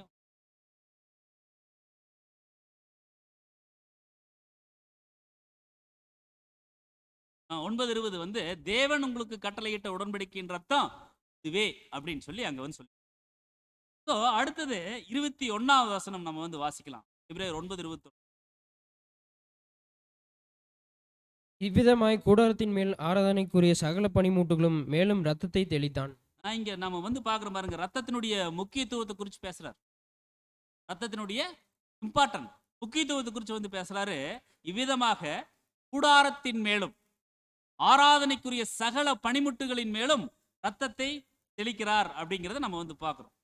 அடுத்து 22ல சொல்றாரு, நியாய பிரமாணத்தின்படி கொஞ்சம் குறைய எல்லாம் ரத்தத்தினால சுத்திகரிக்கப்படும், ரத்தம் சிந்துதல் இல்லாமல் மன்னிப்பு ஆகாதுன்னு சொல்லி. அப்ப அன்புக்குரிய சகோதர சகோதரர்களே, இங்க நாம வந்து புரிந்து கொள்ளலாம். இதே ஒரு 22வது வசனத்துல வாசிங்க. உண்மையில் திருச்சட்டத்தின்படி ஏறக்குறைய எல்லாமே இரத்தத்தினால் தூய்மையாக்கப்படுகின்றன. இரத்தம் சிந்துதல் இன்றி பாவமன்னிப்பு இல்லை. நியாய பிரமாணத்தின்படி அப்படிங்கிறத திருவிழியத்துல பாருங்க. உண்மையில் திருச்சட்டத்தின்படி ஏறக்குறைய அப்படின்னா, ஏறக்குறைய அப்படின்னா மேக்சிமம் எல்லாமே புரிஞ்சு கொள்ளலாம். ஏறக்குறையனா குறைவா அப்படி இல்லை, மேக்சிமம் எல்லாமே ரத்தத்தினால தூய்மையாக்கப்படுது. கொஞ்சம் அப்படியெல்லாம் இல்லை, ஏறக்குறைய எல்லாமே எப்படி இருக்குன்னு சொல்லி பார்த்தா ரத்தத்தினால தூய்மையாக்கப்படுது, ரத்தம் சிந்துதலின்றி பாவ மன்னிப்பு அங்க. அப்ப அந்த உடன்படிக்கையினுடைய புஸ்தகம் மட்டும் ரத்தத்தினால பிரதிஷ்டை பண்ணப்படாம, இங்க நம்ம வந்து கவனிக்கிறோம் பாருங்க. ஒரு எக்ஸ்ட்ரா ஒரு விஷயத்துக்கு கூட 21ஆம் வசனத்துல சொன்னாரு, கூடாரத்தின் மேலும் ஆராதனைக்குரிய சகல பணிமுட்டுகளின் மேலும் ரத்தத்தை தெளிக்கிறது. அப்ப ஆசரிப்பு கூடாரம் கூட இங்க கவனிக்கலாம், பிரதிஷ்டைக்கு உட்படுத்தப்பட்டுச்சு. அந்த ஆசரிப்பு கூடாரமும் பிரதிஷ்டைக்கு உட்படுத்தப்படுவதற்கு ரத்தம் தேவைப்பட்டுச்சு. சுத்திகரிப்பினுடைய அந்த ஒரு வேலைகளுக்கும் இங்க என்ன மெயினா தேவைப்படுதுன்னா ரத்தம் தேவைப்படுது. லேவியராகமம் 8ஆம் அதிகாரம் போய் பார்க்கும் பொழுது இன்னும் இதனுடைய உபயோகங்கள், ரத்தத்தினுடைய உபயோகங்கள் வந்து ரொம்ப டீட்டெயிலா சொல்லுவார். நீங்க படிச்சு பாருங்க வீட்டில். இப்போ இந்த சுத்திகரிப்பின் வேலைக்கு நம்ம கவனிக்கும் பொழுது சாம்பலும் தண்ணீரும் அங்க வந்து பயன்படுத்தப்பட்டுச்சுன்னு சொல்லி நம்ம வந்து பார்க்குறோம். சாம்பலும் வந்து தண்ணீரும் என்ன பண்ணுதுன்னு பயன்படுத்த. அப்போ கொஞ்சம் குறைய அப்படிங்கிறது, அதாவது கொஞ்சம் தண்ணீரினால சுத்திகரிக்கப்பட்டுச்சு, மற்றவை சாம்பலை கொண்டு சுத்திகரிப்பு செய்யப்பட்டு புரிந்து கொள்ளலாங்க. லேவியராகமம் 8ஆம் அதிகாரத்தில் இருக்கும், அதாவது தண்ணீர் சாம்பல் இது குறித்து இருக்கும். அப்போ கொஞ்சம் அப்படிங்கிறது, கொஞ்சம் குறைங்கிறது ரத்தத்தினால அதான் மன்னிக்கவும், தண்ணீர்னால சுத்திகரிக்கப்பட்டுச்சு. மற்றவை வந்து சாம்பலை கொண்டு சுத்திகரிக்கும். அப்ப அதிகமா ரத்தத்தை பயன்படுத்தி அந்த சுத்திகரிப்பு நடக்குதுன்னு சொல்லி நம்ம வந்து பார்க்கிறோம். அப்படின்னா ரத்தம் அப்படிங்கிறது ரொம்ப முக்கியம். அதான் ரத்தம் சிந்துதல் இல்லாமல் பாவ மன்னிப்பு. இப்ப அந்த ஒரு ரத்தம் அப்படிங்கிறது உடன்படிக்கையினுடைய முக்கிய சாராம்சமாக இருக்குது. அப்ப கடைசி வரிகளை நாம கவனிக்கும் பொழுது பாருங்க, பாவ மன்னிப்பு வேணும் அப்படின்னா ரத்தம் சிந்தப்படணும். பாவ மன்னிப்பு வேணும் அப்படின்னா ரத்தம் சிந்தப்படணும். அப்போ ரத்தம் சிந்துதல் இல்லாம மன்னிப்பு அங்க இருக்கு இல்லைன்னு சொல்லி நம்ம பார்க்கணும். அப்ப இந்த ரத்தம் பற்றி அந்த ஒரு சத்தியம், இந்த ஒரு முக்கியமான ஒரு சாராம்சமாக இந்த எபிரேயர் 9வது அதிகாரத்துல 16 இருந்து 22 வரைக்கும் இருக்கக்கூடிய பகுதியில முக்கிய கருத்தா. அப்ப இந்த ஒரு பகுதியில நாம் என்ன கற்றுக்கொள்றோம் அப்படின்னா, ரத்தம் சிந்துதல் இல்லாமல் பாவ மன்னிப்பு. இது சபைக்கும் அது வந்து நம்ம வந்து பொருந்தக்கூடியதா இருக்குது. கிறிஸ்துவின் வெளியேற பெற்ற ரத்தம் தான் தற்காலிக நீதிமானாக நியமிக்கணும். இது புதிய உடன்படிக்கையில, அதாவது அவருடைய ராஜ்யத்தில் எப்படி மாறுதுன்னா, இஸ்ரேல் ஜனங்களுக்கு இது வந்து என்ன பண்ண போதுன்னா ஒரு புண்ணியம் கொடுக்கக்கூடியதா இருக்குது. அதே போல ஒட்டுமொத்த மனுக்குலத்திற்கும் புண்ணியம் கொடுக்க, இதுல கூட யார் ஏடாகிறாங்கன்னு சொல்லி பார்த்தா அவருடைய புதிய உடன்படிக்கையில சபை, திருச்சபையின் பிள்ளைகள். அதாவது நம்ம என்ன பண்ண போறோம்னா அவங்க கூட ஏடாக போறோம். யார் கூட? கர்த்தர் கூட. அப்ப நம்ம என்ன பண்ணணும் அப்படின்னா ரத்தம் சிந்தணும். அப்படின்னா நம்ம அன்றாட அன்றாட ஜீவியங்கள்ல தேவனுக்குன்னு சொல்லி நாம் என்ன பண்ணணும், ஒரு வாழ்க்கை வந்து வாழணும். அப்படிப்பட்ட வாழ்க்கை வாழும் பொழுது நமக்கு நேரிடக்கூடிய சகல விதமான அனுபவங்கள், கசப்பான விஷயங்கள் எல்லாத்துலயும் நம்ம என்ன பண்ணணும்னா முறுமுறுப்பு இல்லாமல் தேவனை மட்டுமே நாம நோக்கி இருக்கணும். அப்படி இருக்கும் பொழுதுதான் அதற்கே உரித்தான அந்த ஒரு ஆசீர்வாதங்களை நம்ம என்ன பண்ணணும். அதுதான் நம்ம இதுக்கு விளக்கம் நம்முடைய மூத்த சகோதரர் கொடுக்கும்போது எப்படி ரத்தம் சிந்துதல்னா இது ஒரு பலியின் மரணத்தை குறிக்கிறது. கர்த்தருடைய ரத்தம் சிந்துதலை குறித்து நம்ம வந்து படிக்கும் பொழுது அது எப்பேற்பட்ட பலி, வெளியேற பெற்ற பலி. அந்த மாதிரி பலி யாருனாலையும் செலுத்த முடியாது, ஒருவர் மாத்திரம்தான் அப்படி செலுத்த. அப்ப இது பலியை அடையாளப்படுத்தக்கூடியதா இருக்குது. நம்ம அந்த பலிய, அந்த ரத்தத்தை நம்ம வந்து எப்படி நினைக்கணும் அப்படின்னா மிகப்பெரிய ஒரு பாக்கியமா நமக்கு கிடைத்திருக்கக்கூடிய நம்முடைய பாவங்களுடைய விஷயம் விடுபட்டுக் கொள்வதற்கு அது மிகப்பெரிய ஸ்லாக்கியமா நம்ம நினைச்சு, அது ஒரு பாக்கியமா நம்ம வந்து. அதே போல நம்ம எப்படி நினைச்சிடக்கூடாதுன்னா ரத்தத்தை சாதாரணமா நாம் நினைச்சிருக்கோம். இந்த ஒரு பகுதியை இன்னைக்கு நம்ம வந்து பார்த்துட்ட பகுதியே ரத்தத்தினுடைய, அப்ப அது பலியின் மரணத்தை அது அடையாளப்படுத்தக்கூடியது. அப்ப ரத்தம் அப்படிங்கிறது நல்லா புரிஞ்சுக்கலாம் பாருங்க, நம்முடைய பலியின் வாழ்க்கையினுடைய பகுதியாக அதுக்கு நம்ம முக்கியத்துவம் கொடுக்கணும் அப்படின்னா நம்முடைய பலியின் வாழ்க்கைக்கு முக்கியத்துவம் கொடுக்கணும். இப்போ தெய்வீக திட்டத்தினுடைய மையமா இருக்குது. இயேசு கொடுத்த விலை மிதமிஞ்சியது என்று சொல்ல முடியாது. அது தண்டனைக்கு, அதாவது மனிதனின் மரணத்திற்கு சரிசமமான ஒன்றாக இருக்குது. ஒருவேளை இயேசு தமது முந்தைய ஆவிக்குரிய ஜீவனை ஒப்புக் கொடுத்திருந்தாலும் அது பாவ நிவாரணம் செய்வதற்கு பயனற்றதாக இருந்திருக்கோ, அது ரத்தமில்லாத காணிக்கையாக இருந்திருக்கும். ஆவிக்குரிய ஜீவியத்தை கொடுத்துட்டு அதுதான் சொல்றாரு, அது ரத்தம் இல்லாத காணிக்கையா இருக்கு. அப்போ ரத்தம் சிந்துதல் இல்லாமல் மன்னிப்பு உண்டாகாது. அப்ப நியாய பிரமாணத்தின் கீழே மீட்பு அப்படிங்கிறது கணக்கிடப்பட்ட ஒரு சரிசமமான மதிப்பின் மூலமே செயல்பட முடிஞ்சது. பாவம் சம்பந்தப்படும் போது ரத்தம் மட்டுமே பாவ நிவாரணம் செய்ய அல்லது நீதிமானாக்க முடியும். அப்ப ஆதாமுக்குரிய பாவம் மற்றும் மரணத்திலிருந்து ரட்சிக்கும் ரட்சகர் தேவைப்பட்டார்.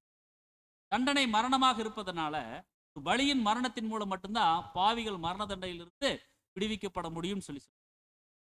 மேலும் நம்ம கவனிக்கும் பொழுது மாம்சத்தின் உயிர் ரத்தத்தில் இருக்குது. நான் அதை உங்களுக்கு பலிபீடத்தின் மேல உங்கள் ஆத்மாவுக்காக பாவ நிவர்த்தி செய்யும்படிக்கு கட்டளையிட்ட, ஆத்மாவுக்காக பாவ நிவர்த்தி செய்கிறது ரத்தம் தான் சொல்லி லேவியராகமம் 17:11. இது பரிணாம வளர்ச்சி மற்றும் வேதாகம விமர்சன கொள்கைக்கு அது எதிராக இருக்குது. கள்ள அப்போஸ்தலர்கள் வெறுமனே கிறிஸ்துவை ஒரு சிறந்த முன்மாதிரியாக மாத்திரம் கருதி அவருடைய அடிச்சூடுகளை பின்பற்றுமாறு தங்களுக்கு செவி கொடுப்போருக்கு இருக்கிறாங்க. ஒரு பகுதியில சகோதரர் சொல்றாரு பாருங்க, கள்ள அப்போஸ்தலர். நல்ல அப்போஸ்தலர்கள் இருக்கிற இடத்துல கள்ள அப்போஸ்தலர்கள் இருக்கிறாங்க. அவங்க எப்படி தவறான விஷயங்களை அவங்க வந்து சொல்லியிருக்காங்கன்னு சொல்லி. அப்ப யூதர்களிடம் அப்படின்னா ஆரோன் வழி வந்த அந்த யூதர்களிடம் ஆசாரியன் இல்லை, பலிபீடம் இல்லை, அல்லது கட்டளையிடப்பட்ட பரிசுத்த பூமியில கிருபாசனம் இல்லை என்பதனால அவங்க தங்கள் பாவ நிவாரணனால, அதாவது தேவன் கொடுத்த அந்த ஒரு சட்டத்தின்படி ஆசரிப்பது அப்படிங்கிறது இயலாத காரியமா இருக்குது. பாவத்திற்கான நிழலான பலி ஒவ்வொரு ஆண்டும் பாவ நிவாரண நாள்ல அது வந்து நிகழுது. So, அடுத்தது மன்னிப்பு உண்டாகாது அப்படின்னா பாருங்க, நீக்கப்படுதல் அல்லது நீதிமானாக்கப்படுதல். அப்ப பாவங்களுக்கு மன்னிப்பு உண்டாகாது ரத்தம் சிந்துவது இல்லாம. So, அதிகபட்சம் நிழலான பாவ நிவாரண பலிகள் மூலம் நிழலான மன்னிப்பு மட்டும்தான் கிடைக்குது. So, ஒவ்வொரு நாளும் ஒவ்வொரு வருடமும் செலுத்தப்பட்ட ஒவ்வொரு பலியும் இதை நிரூபிக்குது. ஆபேலின் காணிக்கையை தேவன் ஏற்றுக்கொண்டதன் மூலம் இது காண்பிக்கப்பட்டது. மேலும் அவர் சொல்லும் பொழுது, யூதர்கள் ஞானஸ்தானத்துல அடையாளமாக கழுவிக்கொண்ட பாவம் அதாவது ஆதாமுக்குரிய பாவம் கிடையாது. மாறாக அவருடைய நியாய பிரமாண உடன்படிக்கைக்கு எதிரான பாவம் தான். நிஜமான ஆசாரியன் பலிகள், பரிசுத்த ஸ்தலம், மகா பரிசுத்த ஸ்தலம் மற்றும் உண்மையான பாவங்கள் மன்னிக்கப்படுவது என்பவை அந்த நிழலின் இடத்தை இயேசு முதல்ல பலியை வழங்க வேண்டிய அதனை நீதியை திருப்தி செய்வதற்காக பயன்படுத்துவதன் மூலம் அவர் முழு மனுக்குலத்தையும் உயர்த்துவதற்கு ஆசீர்வதிப்பதற்கான பணியினை செய்ய அவர் வல்லவராக இருக்கிறார். ஸோ பாவத்தின் சம்பளம் மரணம், பாவம் செய்யக்கூடிய ஆத்மாதான் சாகும். வேதாகம் மட்டுமே பாவம் எங்கே தோன்றியது அப்படிங்கிறதையும் இரட்சகர் மூலம் நமக்கு கிடைக்கும் விடுதலையின் நம்பிக்கையும் கூட அது விளக்கி சொல்லும். பாவ நிவாரணத்தின் மீது வளர்ந்து வரும் அவநம்பிக்கையானது தேவனுடைய வார்த்தை நிராகரிக்கப்படுவதாலும் நித்திய வேதனை எனும் உபதேசம் மற்றும் பரிணாம வளர்ச்சிக்குள்ளாலும் ஏற்படுது.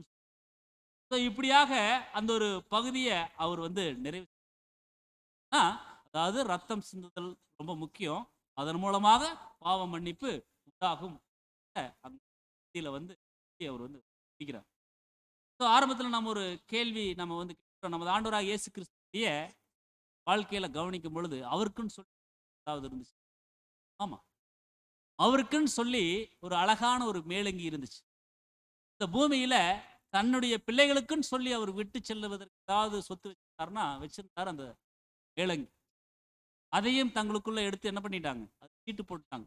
அதை பிரிச்சு, அதாவது கிழிச்சு எடுத்துக்கலாமானா இல்லை, அது மேல் தொடங்கி கீழ் வரைக்கும் அது எப்படி இருக்குன்னு சொல்லி பார்த்தா நெய்யப்பட்டதா இருக்குது. ஸோ அது அழகிய ஒரு மேலங்கியாக இருந்ததுனால தங்களுக்குள்ள சீட்டு போட்டாங்கன்னு சொல்லி பார்க்குறோம். சகோதரர் சொல்லும் பொழுது அந்த வஸ்திரம் என்ன அப்படின்னு சொல்லி பார்த்தா நீதியின் வஸ்திரம். அந்த மேலங்கி அப்படிங்கிறது நீதியின் வஸ்திரமாக தேவன் இன்னைக்கு கர்த்தர் வழியாக நம்மளுக்கு கொடுத்துருக்கார். அதுதாங்க நம்மளுக்கு சொத்து. அவருடைய நீதி மட்டும் இல்லை அப்படின்னா இன்னைக்கு நம்ம ஒண்ணுமே. மேலும் நம்முடைய சகோதரர் இது குறித்து சொல்லும் பொழுது, பாரின் பிரதர் சொல்லும் பொழுது இது நீதியின் வஸ்திரம் சொல்றாங்க. இன்னும் இது குறித்து நம்முடைய மூத்த சகோதரர் 7ஆம் பொழுது அவர் என்ன சொல்றாருன்னா அது கல்யாண வஸ்திரத்துக்கு ஒரு ஒப்பீடாக இருக்குது. அப்ப கல்யாண வஸ்திரம் யாருக்கு தான் கொடுப்பாங்க? யாருக்கு கொடுப்பாங்க? கல்யாணத்திற்கு தயாரா இருக்கக்கூடிய மணவாட்டிகளுக்கு தான் கொடுப்பாங்க. அப்ப அந்த கல்யாண வஸ்திரத்தை நாம் என்ன பண்ணிருக்க கூடாதுன்னா கரைப்படுத்தி இருக்கக்கூடாது. கரை புலானவைகள் இல்லாம கிறிஸ்துவுக்கு முன்னால போய் அந்த வஸ்திரம் நீதியின் வஸ்திரமாக இருக்குது. அது கல்யாண வஸ்திரமாகவும் இருக்கு. அதுதான் அவருடைய அந்த சொத்து தான் இன்னைக்கு நம்மளுக்கு கிடைச்சிருக்கு. நம்முடைய நீதியெல்லாம் எப்படி இருக்குன்னா அழுக்கான கந்தைகளா இருக்குது. தேவன் அவருடைய ஒரே பேரான குமாரனை கொடுத்து நமக்காக என்ன பண்ணியிருக்காருன்னா மிகப்பெரியதான ஒரு நீதிமானாக்கப்பட்ட. அதுதான் அங்க வந்து நம்ம எபிரேயர்ல நான் வந்து படிச்சோம். ஏனென்றால் எங்கே மரண சாசனம் உண்டோ அங்கே அந்த சாசனத்தை எழுதினவருடைய மரணமும் உண்டாயிருக்கணும். எப்படின்னா மரணம் உண்டான பின்புதான் அந்த மரண சாசனம் உறுதிப்படும். எப்படிங்க? அந்த சாசனங்கிறது உயில், அவர் சொத்து இருக்கிறதுக்கு உயில் எழுதி வைக்கிறார். அப்ப அந்த சொத்து என்ன? அவருடைய நீதியின் வஸ்திரம். நீதி நம்ம கிட்ட வந்திருக்கு. அவர் மரணம் உண்டானதுக்கு அப்புறம் தான் அந்த ஒரு மரண சாசனம் உறுதி. அதை எழுதினவன் உயிரோடு இருக்கையில் அதுக்கு பேலனில். அதனாலதான் அங்க மரணத்துக்குள்ள யோவான் 10:17 சொல்றாரு, நான் என் ஜீவனை மறுபடியும் அடைந்து கொள்ளும்படிக்கு அதை கொடுக்கிறபடியினால பிதா என்னில் எப்படி இருக்காருங்க? அன்பா இருக்கிறார். நான் என் ஜீவனை மறுபடியும் அடைந்து கொள்ளும்படிக்கு அதை கொடுக்கிறபடினால பிதா என்னில் அன்பா இருக்கிறார். கர்த்தருடைய அந்த ஒரு மிகப்பெரியதான அந்த ஒரு வழியினுடைய வாழ்க்கை முறை நாம் கவனிக்கும் பொழுது 5:7 நம்ம வந்து வாசிக்கிறோம். ஆகையால் நீங்கள் புளிப்பில்லாதவர்களாக இருக்கபடியே புதிதாய் பிசைந்த மாவாய் இருக்கிறபடிக்கு பழைய புளித்த மாவை புறம்பே கழித்து போடுங்கள். ஏனென்றால் நம்முடைய பஸ்காவாகிய கிறிஸ்து நமக்காக பலியிட்டிருக்கிறாரே. அங்க சொல்றாரு பாருங்க, ஆகையால் நீங்கள் புளிப்பில்லாதவர்களா இருக்கிறபடி. அப்போ புளிப்பு நம்முடைய வாழ்க்கையில இருக்கக்கூடாதுன்னு சொல்றாரு. புளிப்பில்லாதவர்களா இருக்கிறபடியே புதிதாய் பிசைந்த மாவாய் இருக்கும்படிக்கு. பழைய புளிச்ச மாவு அப்படின்னா அந்த பழைய விஷயங்களை நம்ம நிறைய நினைவுகூறுதல் நாள் பாடங்கள்ல நம்ம நிறைய தியானிச்சிட்டோம். தியானிச்சிட்டோம் அப்படிங்கிறதுக்காக இதை நம்ம தவிர்த்துட்டு போயிடலாமா? இல்லை. ஏன்னா பழைய பாவங்கள் நம்மளுக்குள்ள என்ன ஆகுதுன்னு சொன்னா ஒவ்வொரு நாட்களிலும் நம்மளுக்குள்ள அந்த அன்னைக்கு நம்ம அக்கௌண்ட்டை கிளியர் பண்றோம். ஆனாலும் என்ன ஆகுதுன்னு சொல்லிட்டோம்னா அந்த விழுந்து போன மாம்ச சரீரத்தின் நிமித்தமாக, அந்த அபூரணத்தின் நிமித்தமாக அந்த பழைய விஷயங்கள் வருது. அப்போ பழைய மாவை புறம்பே அழிச்சு போடுங்க அப்படின்னா நம்முடைய சகோதரர் சொல்லும்போது புறம்பே எரிஞ்சு போடுங்கிற, புறம்பே எரிச்சிருங்க. ஏன் அப்படின்னா நம்முடைய பஸ்காவாகிய கிறிஸ்து நமக்காக பலியிடப்பட்டிருக்கிறார், ரத்தத்தை கொடுத்திருக்கார். அப்ப ரத்தம் கொடுத்து நம்மளை என்ன பண்ணியிருக்காருன்னா மீட்டிருக்க. அப்ப அதான் நம்ம வந்து கொரிந்தியர்ல படிக்கிறோம், கிரயத்துக்கு கொல்லப்பட்டீர்களே, ஆகையால் தேவனுக்குரிய உங்கள் சரீரங்களினாலும் உங்கள் களினாலும் நீங்கள் அவர் என்ன பண்ணுங்க, மகிமைப்படுத்துங்கன்னு சொல்லி. அதுதான் நம்ம வந்து படிக்கிறோம், கிறிஸ்து நமக்காக பலியிடப்பட்ட 1 கொரிந்தியர் 11:26. ஆகையால் நீங்கள் இந்த அப்பத்தை புசித்து இந்த பாத்திரத்தில் பானம் பண்ணும் போதெல்லாம் கர்த்தர் வருமளவும் அவருடைய மரணத்தை தெரிவிக்கிறீர்கள். சோ இந்த அப்பத்தை புசித்து இந்த பாத்திரத்துல பானம் பண்ணும் போதெல்லாம் என்ன சொல்றோமா, கர்த்தர் வருமளவும், அவர் வந்துட்டார். இதுவே தனியான ஒரு பாடம் தான், கர்த்தர் வரும் வரைக்கும் பார்க்கும். கர்த்தர் வருமளவும் அவருடைய மரணத்தை தெரிவிக்கிறீர்களே, வந்துட்டார் இப்போ. அப்ப நாம தொடர்ந்து அனுசரிக்கணுமா? ஆமா, அனுசரிக்கணும். கடைசி அங்கம் கர்த்தரோடு போய் சேரும் தேவன் அனுமதி இந்த ஒரு விஷயம் செய்யணும் அப்படி. இதுதான் நம்ம பார்த்துட்டு ஒரு பகுதியா இருக்குது. மேலும் இந்த ஒரு கர்த்தருடைய அந்த ஒரு உயிலை குறிச்சு, அதாவது அந்த ஒரு சாசனத்தை குறிச்சு நம்முடைய 7ஆம் தூதன் என்ன சொல்லிட்டாருன்னு சொல்லி போட்டோம்னா, நம்முடைய கர்த்தருடைய இறுதி உயிலும் மரண சாசனமும், அதாவது விருப்ப ஆவணமும், நினைவு கூறுதல் தியானங்கள் புக்ல நம்ம வந்து தேவ சமாதானம் அப்படிங்கிற சகோதரர் சொல்லுவார். நம்முடைய கர்த்தர் நம்முடைய பூமிக்குரிய ஜீவியத்தினுடைய கடைசி இரவுல மிகுந்த பரிவுடனும் அதாவது கருணையுடனும் தம்முடைய பிரியமான சீசர் ஆசியாக, அதாவது இறுதி ஆசியாக தமது சொத்தாக, கவனிக்கலாம் பாருங்க, தம்முடைய சொத்தாக, அதாவது சாசனமாக சமாதானத்தை அருளினார். என்னதான் கொடுத்தார் அவங்களுக்கு? அந்த சொல்லி பண்ணா அந்த சமாதானத்தை வாங்கிட்டு அவங்க சமாதானமா இருக்கு. அந்த அலக்கழிப்புகள் வந்துச்சு, பயங்கள் வந்துச்சு, திகழ்கள் வந்து, அன்புக்குரிய சகோதரர்களே, நம்ம அடிக்கடி குறிப்பிட்டு சந்தோஷமான சத்தியத்தை வச்சுட்டு அடிக்கடி அங்க நம்ம கவனிக்கிற பாருங்க, சமாதானத்தை அவர் வந்து சொத்தாக கொடுத்திருக்காரு. இது அவர் சீசர்களுக்கு கொடுத்துட்ட ஐஸ்வர்யமான சொத்தாகவும் விலையேற பெற்ற ஒன்றாகவும் அது வந்து காணப்படுது. ஏன்னா அது தேவனுடைய சமாதானம், தேவனுடனான சமாதானம். அது சாதாரணமான சமாதானம் அல்ல. அது உலகம் தரக்கூடாத ஒரு காரியம், அது தேவன் கொடுக்கக்கூடிய ஒரு விஷயம். அதுதான் அங்க சொல்றாரு, அது விலையேற பெற்ற ஒன்றாக இருக்குது. இது இயேசு தாமே பெற்றிருந்த அந்த ஆத்ம அமைதி, அந்த மன அமைதி, அதாவது தேவ சமாதானம் பற்றின வாக்குத்தத்தம், இதெல்லாமே ரொம்ப கவனிக்க வேண்டிய ஒரு வார்த்தைகள் பாருங்க. அதாவது விலையேற பெற்ற ஒன்றா இருக்குது, இயேசு தாமே பெற்றிருந்த அந்த ஆத்ம அமைதி. அமைதல் இல்லாம எவ்வளோ பேர் இன்னைக்கு இருக்கிறாங்க, கவனிக்கிறோம் இல்லைங்க? ஆத்ம அமைதி, ஆத்மாவுக்கு ஒரு இடைப்பாறுதல் இல்லாம, அந்த மன அமைதி இல்லாம இன்னைக்கு எவ்வளவு பேர் கஷ்டத்துக்கு இருக்காங்க.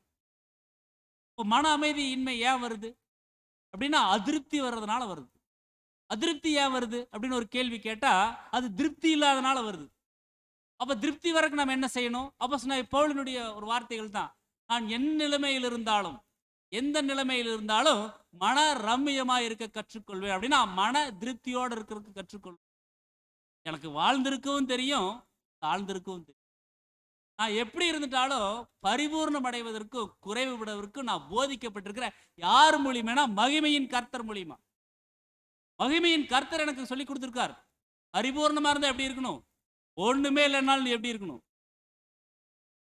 அதுதான் நம்ம வந்து கவனிக்கிறோம் பாருங்க, அந்த ஒரு அமைதி, அதாவது தேவ சமாதானம் பற்றின அந்த ஒரு மிக வாக்குத்தத்தம். இந்த ஒரு சமாதானமானது தீமையின் அனுமதியினால் வந்துட்ட குழப்பங்கள் அனைத்தின் மத்தியில் கூட தேவனால் எப்போதும் அனுபவிக்கப்பட்ட அதே சமாதானமாகும். தேவன் எப்படி சமாதானமா இருந்தாரோ எல்லா சூழ்நிலையும் அதே ஒரு சமாதானம் கர்த்தரிடத்துல இருந்துச்சு. அந்த சமாதானத்தை நான் கொடுக்குறேன்னு சொல்லி சொல்றேன். ஆனா இந்த சமாதானமானது அதே ஆதாரத்திலிருந்து வரலன்னு சொல்லிட்டு பாருங்க, தேவனுடைய விஷயத்துல இந்த சமாதானம் ரொம்ப கவனிக்க வேண்டிய ஒரு பகுதி. அவரிலேயே மையம் கொண்டிருந்துச்சு. தேவன் கிட்ட அந்த சமாதானம் அவரிலேயே இருந்துச்சு. தேவன் தம்மில சர்வ வல்லமையுள்ள ஞானமும் வல்லமையும் இருப்பதை உணர்ந்தவரா இருக்கிறாரு. ஆனா கிறிஸ்துவின் சமாதானமோ அவர்ல, அதாவது கிறிஸ்துவுக்குள்ள மையம் கொண்டிருக்காம, மாறாக தேவனுடைய ஞானத்தின் மீதும் வல்லமையின் மீதும் கிருபையின் மீதுமான விசுவாசத்தின் மூலமாக தேவன்லயே மையம் கொண்டிருந்துச்சு அப்படின்னு சொல்லி. தேவனுடைய சமாதானம் தேவனுக்குள்ளேயே இருக்குது. கிறிஸ்துவனுடைய சமாதானம் தேவனுடைய ஞானத்தின் மீது, வல்லமையின் மீது, கிருபையின் மீது மையம் கொண்டிருக்குது அப்படின்னு சொல்லி பார்க்கிறோம். அதனால நாமும் தேவனுடைய சமாதானத்தை, அதனாலதான் நம்ம அப்போஸ்தலனாகிய பவுல் பிலிப்பியர்கள் எழுதும், எல்லா புத்திக்கும் மேலான தேவ உங்கள் இருதயங்களையும் சிந்தைகளையும் இயேசுவுக்குள்ளாக ஆளக்கடவுள்.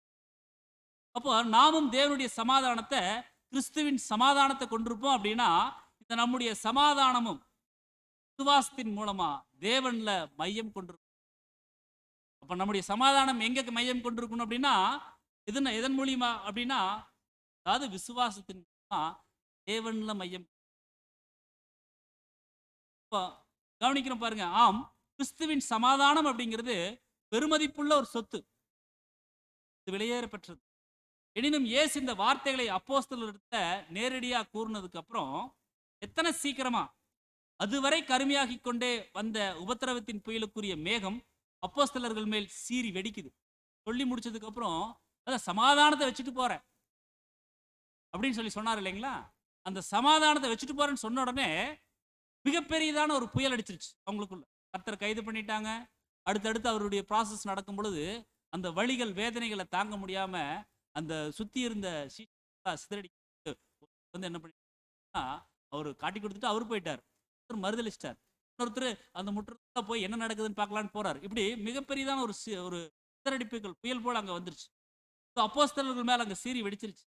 கிருபையான இந்த சொத்துக்குரிய உயில் கொடுக்கப்பட்ட உடனே இந்த உபத்திரவத்தின் புயலுக்குரிய மேகமானது திகைப்பையும் தடுமாற்றத்தை குழப்பத்தையும் அப்போஸ்தலருடைய இருதயத்தில் ஏற்படுத்தி அவர்களது விசுவாசத்தை வேர் வரையில உருக்கி போட்டுருச்சு. வேரோட புடுங்கணும். அதான் சாத்தானுடைய தந்திரம். எல்லாத்துக்கும் ஆணி வேர் யார் அப்படின்னா கர்த்தர் தான். அவரவே நம்ம சிதைச்சிட்டா அந்த விசுவாசமே டோட்டலா போயிரும், அந்த சமாதானமே டோட்டலா கொலாப்ஸ் ஆயிரும் அப்படிங்கிறது அந்த சாத்தானுடைய திட்டம். ஆனா தேவனுடைய சமாதானம் அப்படிப்பட்ட அனுமதிக்க கொஞ்சம் அது கீழே போற மாதிரி இருக்கும், சமாதான குலைச்சல் மாதிரி இருக்கும். ஆனா தேவன் எல்லாத்தையும் அப்படித்தான் இருந்துச்சுன்னு சொல்லி நம்ம வந்து பார்க்கிறோம். அப்ப எங்க போயிருச்சு அந்த சமாதானம்? அப்படிப்பட்ட சூழல்கள் வரும் பொழுது எங்க போயிருச்சு அந்த சமாதானம்? கர்த்தர் இந்த சமாதானம் குறித்த வார்த்தைகளை பேசிக் கொண்டிருந்த போது வெறுக்கத்தக்க அந்த துரோகியான யூதாசு தன்னுடைய கொலைபாதக திட்டத்தை நிறைவேற்றிட போய் செய்யறதை செய்யிட்டு போயிட்டார். அப்போ சமாதானத்தை பேசிட்டு இருக்கும் பொழுதே அங்க என்ன ஆகுதுன்னு சொல்லி பார்த்தோம்னா, சமாதான குலைச்சலை ஏற்படுத்துறதுக்கு உண்டான சூழல்கள் அங்க சாத்தான் என்ன பண்றான்னு சொல்லி பார்த்தோம்னா யூதாசை கொண்டு ஏற்படுத்துறார். அப்ப எங்க போயிருச்சு இந்த சமாதானம் சொல்லி ஒரு கேள்வி கேட்கிறேன். அப்ப அதே ஒரு கேள்விதான் பிரியமான சகோதரர் சொல்ல நம்மளுக்குள்ள. பல்வேறு விதமான சூழ்நிலைகள் நம்ம மத்தியில் அனுமதிக்கப்படும் பொழுது எங்க போயிருச்சு எல்லா புத்திக்கும் மேலான தேவ சமாதானம்? எங்க போயிருச்சு அந்த தேவனுடைய அமைதி? எங்க போயிருச்சு அந்த ஒரு இதெல்லாம் நாம என்ன பண்ணணும்னு சொல்லி பார்த்தோம்னா, நம்மளை நாமளே கேட்டுக்கொள்ள. பின்னர் கெத்செமனேல வியாகுலம் தொடருது. தங்கள் அருமை கர்த்தருடைய வாழ்வினுடைய அந்த ஒரு முடிவை அப்போஸ்தலர்கள் உணர ஆரம்பிச்ச போதே திகைப்பும் பீதியும் அவர்கள் மத்தியில் ஏற்பட்டுச்சு. இன்னுமாக பிலாத்தின் அரண்மனையில, ஏரோதின் அரண்மனையில கர்த்தர் தம்மேல் இரக்கமற்ற நிலையில குற்றம் சாட்டுகளுடைய முன்னிலையில, தம்மை துன்பப்படுத்துவர்களுடைய முன்னிலையில தனிமையில் நின்ற போது கர்த்தரை பாதுகாத்திட அப்போஸ்தலர்களும் வல்லமையற்று காணப்பட்ட போது அப்போஸ்தலர்களை அதுவரையிலும் திணற வைத்திட்ட கவலையுடன் கூடிய நிச்சயமின்மையானது இப்பொழுது வரப்போகும் தீமையை நடுக்கத்தோடு ஆழமாக அறிந்து கொள்ளும் உணர்ந்து கொள்ளுதலாயிருச்சு. பிற்பாடு சோகமான முடிவாகிய சிலுவையில் அறையப்படுதல் எனும் பேரச்சங்களுக்குரிய நிகழ்வுகள் இதெல்லாம் வரும் பொழுது அவங்க எப்படி இருந்திருப்பாங்க? எத்தனை ஐஸ்வர்யமான சொத்தை கர்த்தர் தம்முடைய பிரியமான ஜனங்களுக்கு விட்டு சென்றிருக்கிறார். அதுதான் தேவ சமாதானம். அது தேவன்ல இருக்கக்கூடிய சமாதானம். அதைத்தான் சொத்தா கொடுத்துட்டு போறார். அப்போ ஒருவேளை கர்த்தர் இயேசு தமது பூமிக்குரிய ஜீவியத்தின் போது பணத்தை சம்பாரிச்சு சேர்த்து கொள்ளத்தக்கதாக தம்முடைய சக்தியை எல்லாம் பிரயோகித்தார் என்று வைத்துக் கொள்ளுங்க. ஒருவேளை இப்படியாக அவர் செயல்பட்டு தாம் சீசர்களை விட்டு பிரியும் போது சுவிசேஷத்திற்குரிய மாபெரும் வேலையினை நடத்தும்படிக்கு திரளான பணங்களை சீசர்கள் விட்டு சென்றார் என்று வைத்துக் கொள்ளுங்கள். அப்போஸ்தலருடைய போக்குவரத்து செலவிற்கும் பல்வேறு இடங்களில் அந்த அறுவடை வேலை தொடங்குவதற்கும் உரிய அதிக அளவிலான செலவங்களாகிய பிரசங்கம் செய்வதற்கு, அறைகளுக்கான வாடகை, பயணம் மேற்கொள்ளும் சகோதரர் குடி, இது போன்ற பல தேவைகளுக்கு அங்க பணம் தேவையா இருக்கும். ஒருவேளை கர்த்தர் சீசர்களை பிரியும் போது தாம் சேர்த்து வைத்த அந்த ஒரு பணத்தை சீசர்கள் வசத்தில் கொடுத்திருப்பாரானால் இத்தனை தேவைகள் இருக்க அந்த பணங்கள் எத்தனை சீக்கிரமா குறைஞ்சு போயிருக்கும். அடுத்தடுத்து அவங்க ஊழியங்கள் செய்யும்போது அந்த பணங்கள் எல்லாம் கரைஞ்சு போயிருக்கு. மற்றும் இன்றுள்ள நமக்கு அச்சொத்துல மிக கொஞ்சமே கிடைச்சிருக்கு. பாவ மனுஷனும் ஏதாவது விதத்துல இந்த சொத்துல பணத்துல கொஞ்சத்தை கைவசப்படுத்தி, மேலும் இந்த யுகத்தின் முடிவுல இருக்கிறதுனால அந்த சொத்தினுடைய தடயத்தை கூட பார்த்திருக்க முடியாது. ஆனால் தேவனுக்கு ஸ்தோத்திரம் உண்டாவதாக, சமாதானம் என்னும் அவரது ஐஸ்வர்யமான சொத்தானது இன்னும் அவருடைய ஜனங்களுக்கு அதிகரிச்சுட்டே போகுது. பணத்தை கொடுத்திருந்தா அது செலவாயிருக்கும். அதனாலதான் உலகம் தரக்கூடாததை கொடுத்துட்டு போனார் கர்த்தர். உலகம் தரக்கூடாது, பணம் கொடுத்துரும், வேற என்ன வசதிகள் வேணாலும் செஞ்சு கொடுத்துரும். ஆனா சமாதானத்தை தேவன் மட்டும்தான் கொடுக்க முடியும் கர்த்தர் வழியா. அதைத்தான் அங்க சொல்றாரு சகோதரர். அதாவது ஆனால் தேவனுக்கு ஸ்தோத்திரம் உண்டாவதாக, சமாதானம் என்னும் அவரது ஐஸ்வர்யமான சொத்து இன்னமும் அவருடைய ஜனங்களுக்கு அதிகரிச்சு இன்க்ரீஸ் ஆயிட்டே போகுது. சமாதானம் பாருங்க, இன்றைய தினத்துல நம்ம பறந்து போகும் புஸ்தக சுருள்னு சொல்லி ஒரு பாடம் பார்த்துருப்போம். அப்போ அந்த புஸ்தக சுருள் எந்த அளவுக்கு பறந்து போகுதோ அந்த அளவுக்கு கூட நம்மளும் போகணும். அப்படின்னா தேவனுடைய சத்தியங்கள் எந்த அளவுக்கு இன்னைக்கு வெளியே வருதோ, எந்த அளவுக்கு அது பிரைட் ஷைனிங்கா வருதோ, அது போல நம்மளும் என்ன பண்ணணும் சொல்லிட்டு அது கூட நம்மளும் ஓடணும். ஏன் அப்படின்னா கர்த்தர் 2ஆம் வருகையில அந்த மறுரூபமாக்கப்படக்கூடிய சத்தியங்களை கொடுத்துட்டு வரார். அது போலதான் அந்த வேகத்துக்கு தகுந்த மாதிரி நம்ம என்ன பண்ணணும்னா ஓடக்கூடியவர்களாக இருக்கணும். அதுதான் அங்க சொல்றாரு, இன்னைக்கு அவருடைய ஜனங்களுக்கு இந்த சமாதானம் எப்படி இருக்குன்னா அதிகரிச்சுட்டே. அந்த வாக்களிக்கப்பட்டிருக்கக்கூடிய அந்த ஒரு சமாதானமானது உலகத்தினால அடையாளம் கண்டு கொள்ளவோ உணர்ந்து கொள்ளவோ முடியாத ஒரு விஷயம். சமாதானம் அப்படிங்கிறது அவருடைய பிள்ளைகளுக்கு தேவன் சொத்தா வாக்கா கொடுத்திருக்கார். நம்ம படிக்கிறோம், வாக்கு மாறாதவர் நம்முடைய சர்வ வல்லமையுள்ள தேவன். அவருடைய வாக்கு என்றைக்கும் மாறாது. ஏன்னா வாக்கு கொடுத்தவர் உண்மையுள்ளவராக இருக்கிறார். வாக்கு பெற்றிருக்கக்கூடிய ஜனங்களாகிய நம்ம அந்த வாக்கு நம்ம என்ன பண்ணணும்னா நமதாக்கி கொள்ளக்கூடியவர்களாக இருக்கணும். எந்த அளவுக்கு அதில் நாம் உண்மைத்தன்மையை காண்பிக்கிறோங்கிறத நம்ம உணர்ந்து பார்க்கணும். ஏனெனில் சமாதானத்தை உடையவர் கர்த்தரை போன்றும் பரம பிதாவை போன்றும் புயல் நிறைந்த பாதைகளையே பெற்றிருப்பாங்க. அப்போ இந்த ஒரு பாதையில நம்மளுக்கு என்ன மாதிரி இருக்குமா? புயல் தான் இருக்குமா? மலர்படுக்கை இருக்குமா அப்படின்னா மலர்படுக்கையெல்லாம் இருக்காது. ஃபர்ஸ்ட் புயல் இருக்கும், அதுக்கப்புறம் தேவ கிருபையில மலர்படுக்கை. அப்படின்னா அன்புக்குரிய சகோதரர் சொல்லி, அவரோட கூட பாடுகளை சகித்தோமானால், சிலுவையை தூக்கினோமானால், அவரோட கூட ஆளுகையும் செய்வோம்.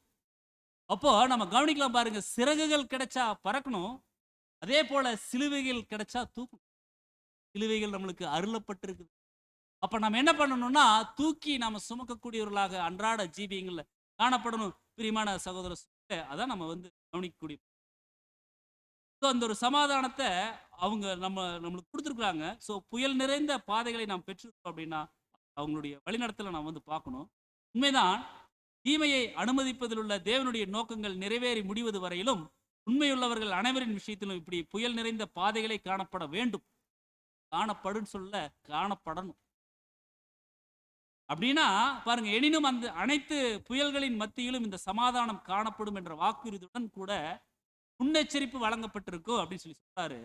தான் நம்ம 16:33 என்னிடத்தில் உங்களுக்கு சமாதானம் உண்டாயிருக்கும் இவைகளை உங்களுக்கு நான் சொல்றேன், உலகத்தில் உங்களுக்கு உபத்திரவம் உண்டு. கவனிக்கலாம் பாருங்க, உலகத்தில் உங்களுக்கு உபத்திரவம் இருக்குது, ஆனாலும் திடன் கொள்ளுங்கள், நான் உலகத்தை ஜெயித்தேன். கர்த்தர் உலகத்தை ஜெயிச்சிட்டார். அப்ப இந்த உலகத்துல நாம் இருக்கும் பொழுது நம்மளுக்கு என்ன இருக்குன்னு சொல்லி பார்த்தோம்னா பாடுகள் இருக்கு, அவமானங்கள் இருக்கு, நிந்தைகள் இருக்கு. இதெல்லாம் தான் சிலுவைகள், இதையெல்லாம் தான் நம்ம தூக்கணும். அப்ப நம்மளுக்கு எல்லா சூழ்நிலைகளிலும் நம்மளுக்கு ஏற்ற மாதிரியே இருக்குமா அப்படின்னா இருக்காது. மாறுபட்ட சூழ்நிலைகளும் இருக்கும். அப்பதான் நம்மளுக்கு சொல்லிட்டாங்க, ஆனாலும் நீங்கள் திடன் கொள்ளுங்கள், நான் உலகத்தை ஜெயிச்சிட்டேன். அப்ப என்னுடைய வெள்ளாட்டுக்கடா, அதாவது என்னுடைய சரீர அங்கங்களாகிய திருச்சபையின் பிள்ளைகள், நீங்க என்ன பண்ணுங்க அப்படின்னா உலகத்தை ஜெயிக்கணும். அப்ப உலகத்தை நீங்க எப்படி ஜெயிக்கணும் அப்படின்னா, தேவன் கொடுத்திருக்கக்கூடிய சமாதானத்தை நான் உங்களுக்கு கொடுத்திருக்கேன். இந்த சமாதானத்தை வச்சுட்டு, அதாவது வாக்களிக்கப்பட்டிருக்கக்கூடிய சமாதானத்தை வச்சுட்டு, நீங்க மிகுந்த ஒரு சாந்தத்தோட, சமாதானத்தோட, தேவனுக்கு பிரியமானபடி உங்களுடைய வாழ்க்கையை நீங்க வாழுங்கன்னு சொல்லி சொல்றேன். வாழணும் அப்படின்னா நம்ம எப்படி இருக்கணும் அப்படிங்கிறதுக்கு தான் இங்க சொல்றாரு பாருங்க. சங்கீதம் 37:4 சொல்றாரு, கர்த்தரிடத்தில் மனமகிழ்ச்சியாய் இரு. அவர் உன் இருதயத்தில் வேண்டுதல்கள் உனக்கு அருளச் செய்வார். சொல்றாரு பாருங்க, கர்த்தரிடத்துல மனமகிழ்ச்சியா இரு. எப்படி இருக்கணுங்களா? மன மகிழ்ச்சியா இருக்கணும். கர்த்தரிடத்துல மனமகிழ்ச்சியா இரு. அவர் தான் உன் இருதயத்தின் வேண்டுதல்களை உனக்கு அருள் செய்யக்கூடியவரா இருக்கிறார், அருளக்கூடியவரா இருக்கிறார். அப்ப நம்ம என்ன பண்ணணும்? கர்த்தரிடத்துல மனமகிழ்ச்சியா இருக்கணும். இதே அப்போஸ்தலனாகிய பவுல் பிலிப்பியர்ல சொல்லுவாரு, சந்தோஷமா இருங்க, சந்தோஷமா இருங்கள் என்று உங்களுக்கு நான் மறுபடியும் சொல்றேன். அப்ப பிலிப்பியர்ல மட்டும் சந்தோஷமா இருங்கன்னு சொல்லி 20 முறை எழுதுவார். ஏன் அப்படி சொல்றார்? மகிழ்ச்சி அது தேவன் கொடுத்திருக்கார். சமாதானம் அது தேவனுடையது, அது நமக்கு வாக்கா கொடுத்திருக்கார். நம்ம மனமகிழ்ச்சியா இருக்கணும். அப்ப நம்முடைய இருதயத்தின் வேண்டுதல் அனைத்தையும் அவர் அருளக்கூடியவராக இருக்கிறார். அதனாலதான் இங்க சகோதரர் சொல்றாரு, ஆம், புயல் மற்றும் சூறாவளியின் மத்தியில் கூட தேவ சமாதானத்தை அவர் அருள் செய்யக்கூடியவராக இருக்கிறார். அதாவது புயல் மற்றும் சூறாவளி, புயல் அடிக்குது, சூறாவளி சுழன்று சுழன்று அடிக்குது, பல்வேறு திசைகளிலிருந்து அடிக்குது. அந்த மாதிரி சூழ்நிலையில மத்தியில் கூட தேவனுடைய சமாதானம் நம்மளுக்கு. அதுக்கு நாம் என்ன பண்ணணும்? அவரிடத்துல மனமகிழ்ச்சியா இருக்கணும். ஒரே விஷயம், மகிழ்ச்சியா இருக்கணும் தான் சொல்றார். அதுதான் அங்க சகோதரர் ஒரு கவிதை சொல்லி முடியும். மகிமையான நதி போன்றுள்ளதே தேவனுடைய பூரண, மகிமையான நதி போன்றுள்ளதே தேவனுடைய பூரண சமாதானமே, ஜெயம் கொண்டவர்கள் அனைவரிடத்திலும் அதன் ஆனந்தம் பெருகுகின்றதே. ஜெயம் கொண்ட அனைவரிடத்திலும் அதனுடைய ஆனந்தம் பெருகுகின்றதே. பூரணமாய் உள்ளதே எனினும் ஒவ்வொரு நாளும் பொங்கி பொங்கி வழிந்திடுதே. பூரணமாய் உள்ளதே எனினும் ஆழமாய் ஆழமாய் வளருதே. அதுதாங்க தேவனுடைய சமாதானம். அப்படிப்பட்ட தேவனுடைய சமாதானத்தை நம்மளுக்கு வச்சிருக்கார். ஸோ நம்ம எப்படி இருக்கணும் அப்படின்னா, தேவனுக்கு வாழ்க்கையை நாம் மாற்றிக்கொள்ளணும் அப்படிங்கிறது தான் அந்த பகுதியில் சொல்லி அவர் வசனம் 16